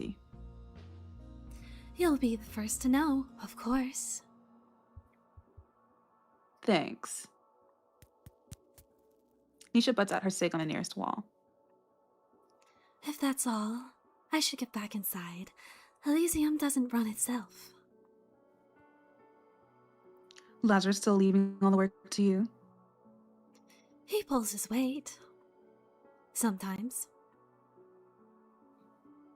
Kick him in the balls for me when you see him next. I quite like this job, so I will not be doing that. But you have my respect for your commitment to hating him. It's a lifestyle at this point. Ha! Nisha waves her goodbye and disappears inside the abandoned building. Circe sighs and returns to the streets. Let's see if Edgar had better luck.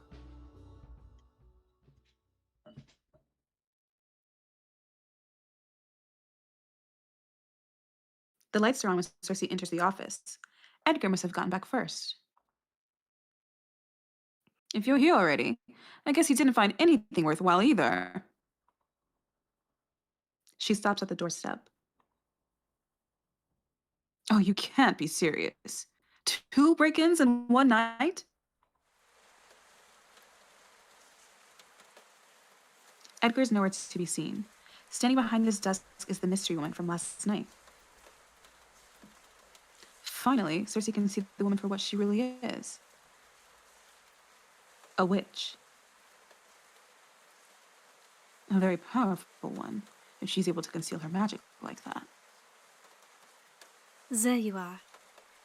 I have been waiting for you. Her eyes leave the streets outside to meet Circe's gaze. They stare at each other for a long beat, neither willing to break eye contact or begin a conversation. Eventually, the woman smiles, impressed for some reason. You have a spine. A quality I respect. As long as one does not mistake it as a suitable replacement for competence. As you're doing right now. The woman laughs. You have a sense of humor as well. That is good.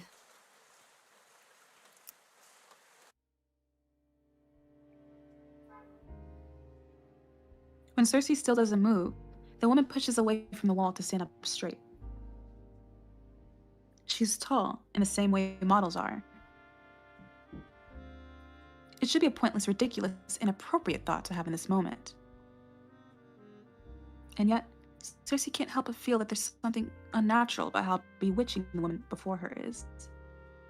Apologies and introductions are in order. Which would you prefer to hear first? You choose. Oh? Well, if you insist. My name is Nocturne. I am not a local, but perhaps my accent gave that away already. Amongst the many strange circumstances of this situation, Circe barely noticed the subtle French accent. I am sorry to ambush you like this in your own office, but you are a busy lady. It is not so easy to catch you alone. Please, do not worry. I truly mean you no harm. Am I expected to just believe that? Apparently so, because Nocturne continues talking like nothing's out of the ordinary. It really is a pleasure to meet you, Circe. I have heard terrible things about you and the work you do, which means you must be really good at it. What have you been told about me? I'm probably worse. Perfect. That is exactly the kind of woman I am looking to hire. Circe narrows her eyes at the witch. You want to hire me? For what, exactly? Nocturne doesn't look like she requires any help killing your typical street vamp, so it's definitely not for that. The same thing everyone hires you for. I'm looking for someone.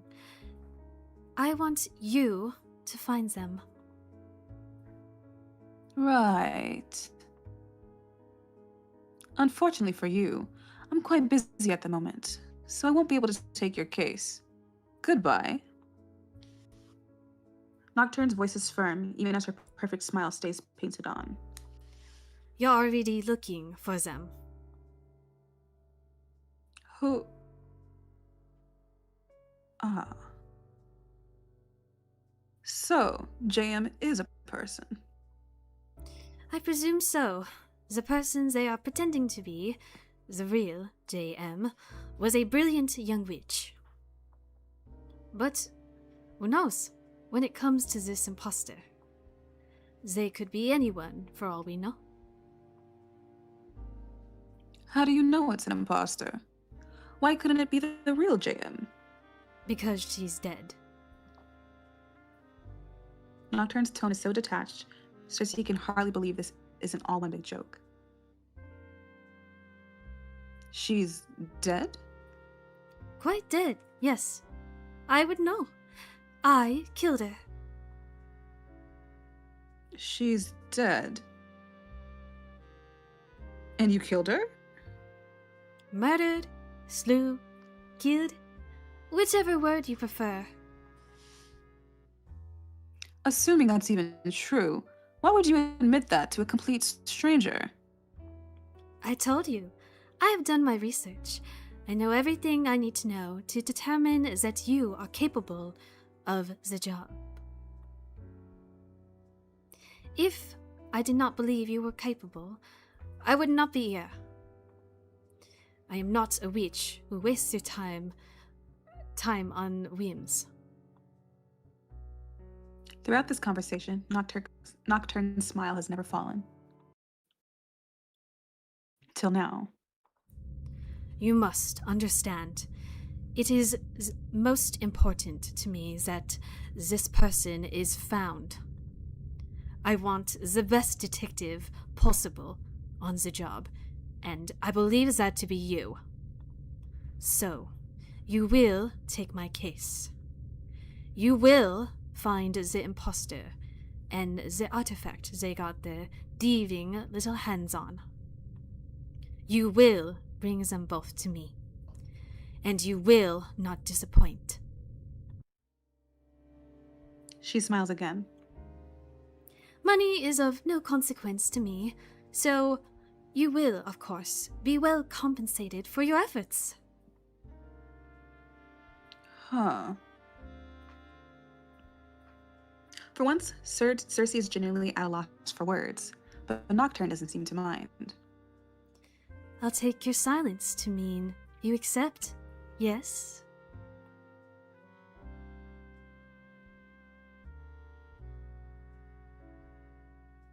Yay, that's the end of the demo. Woo!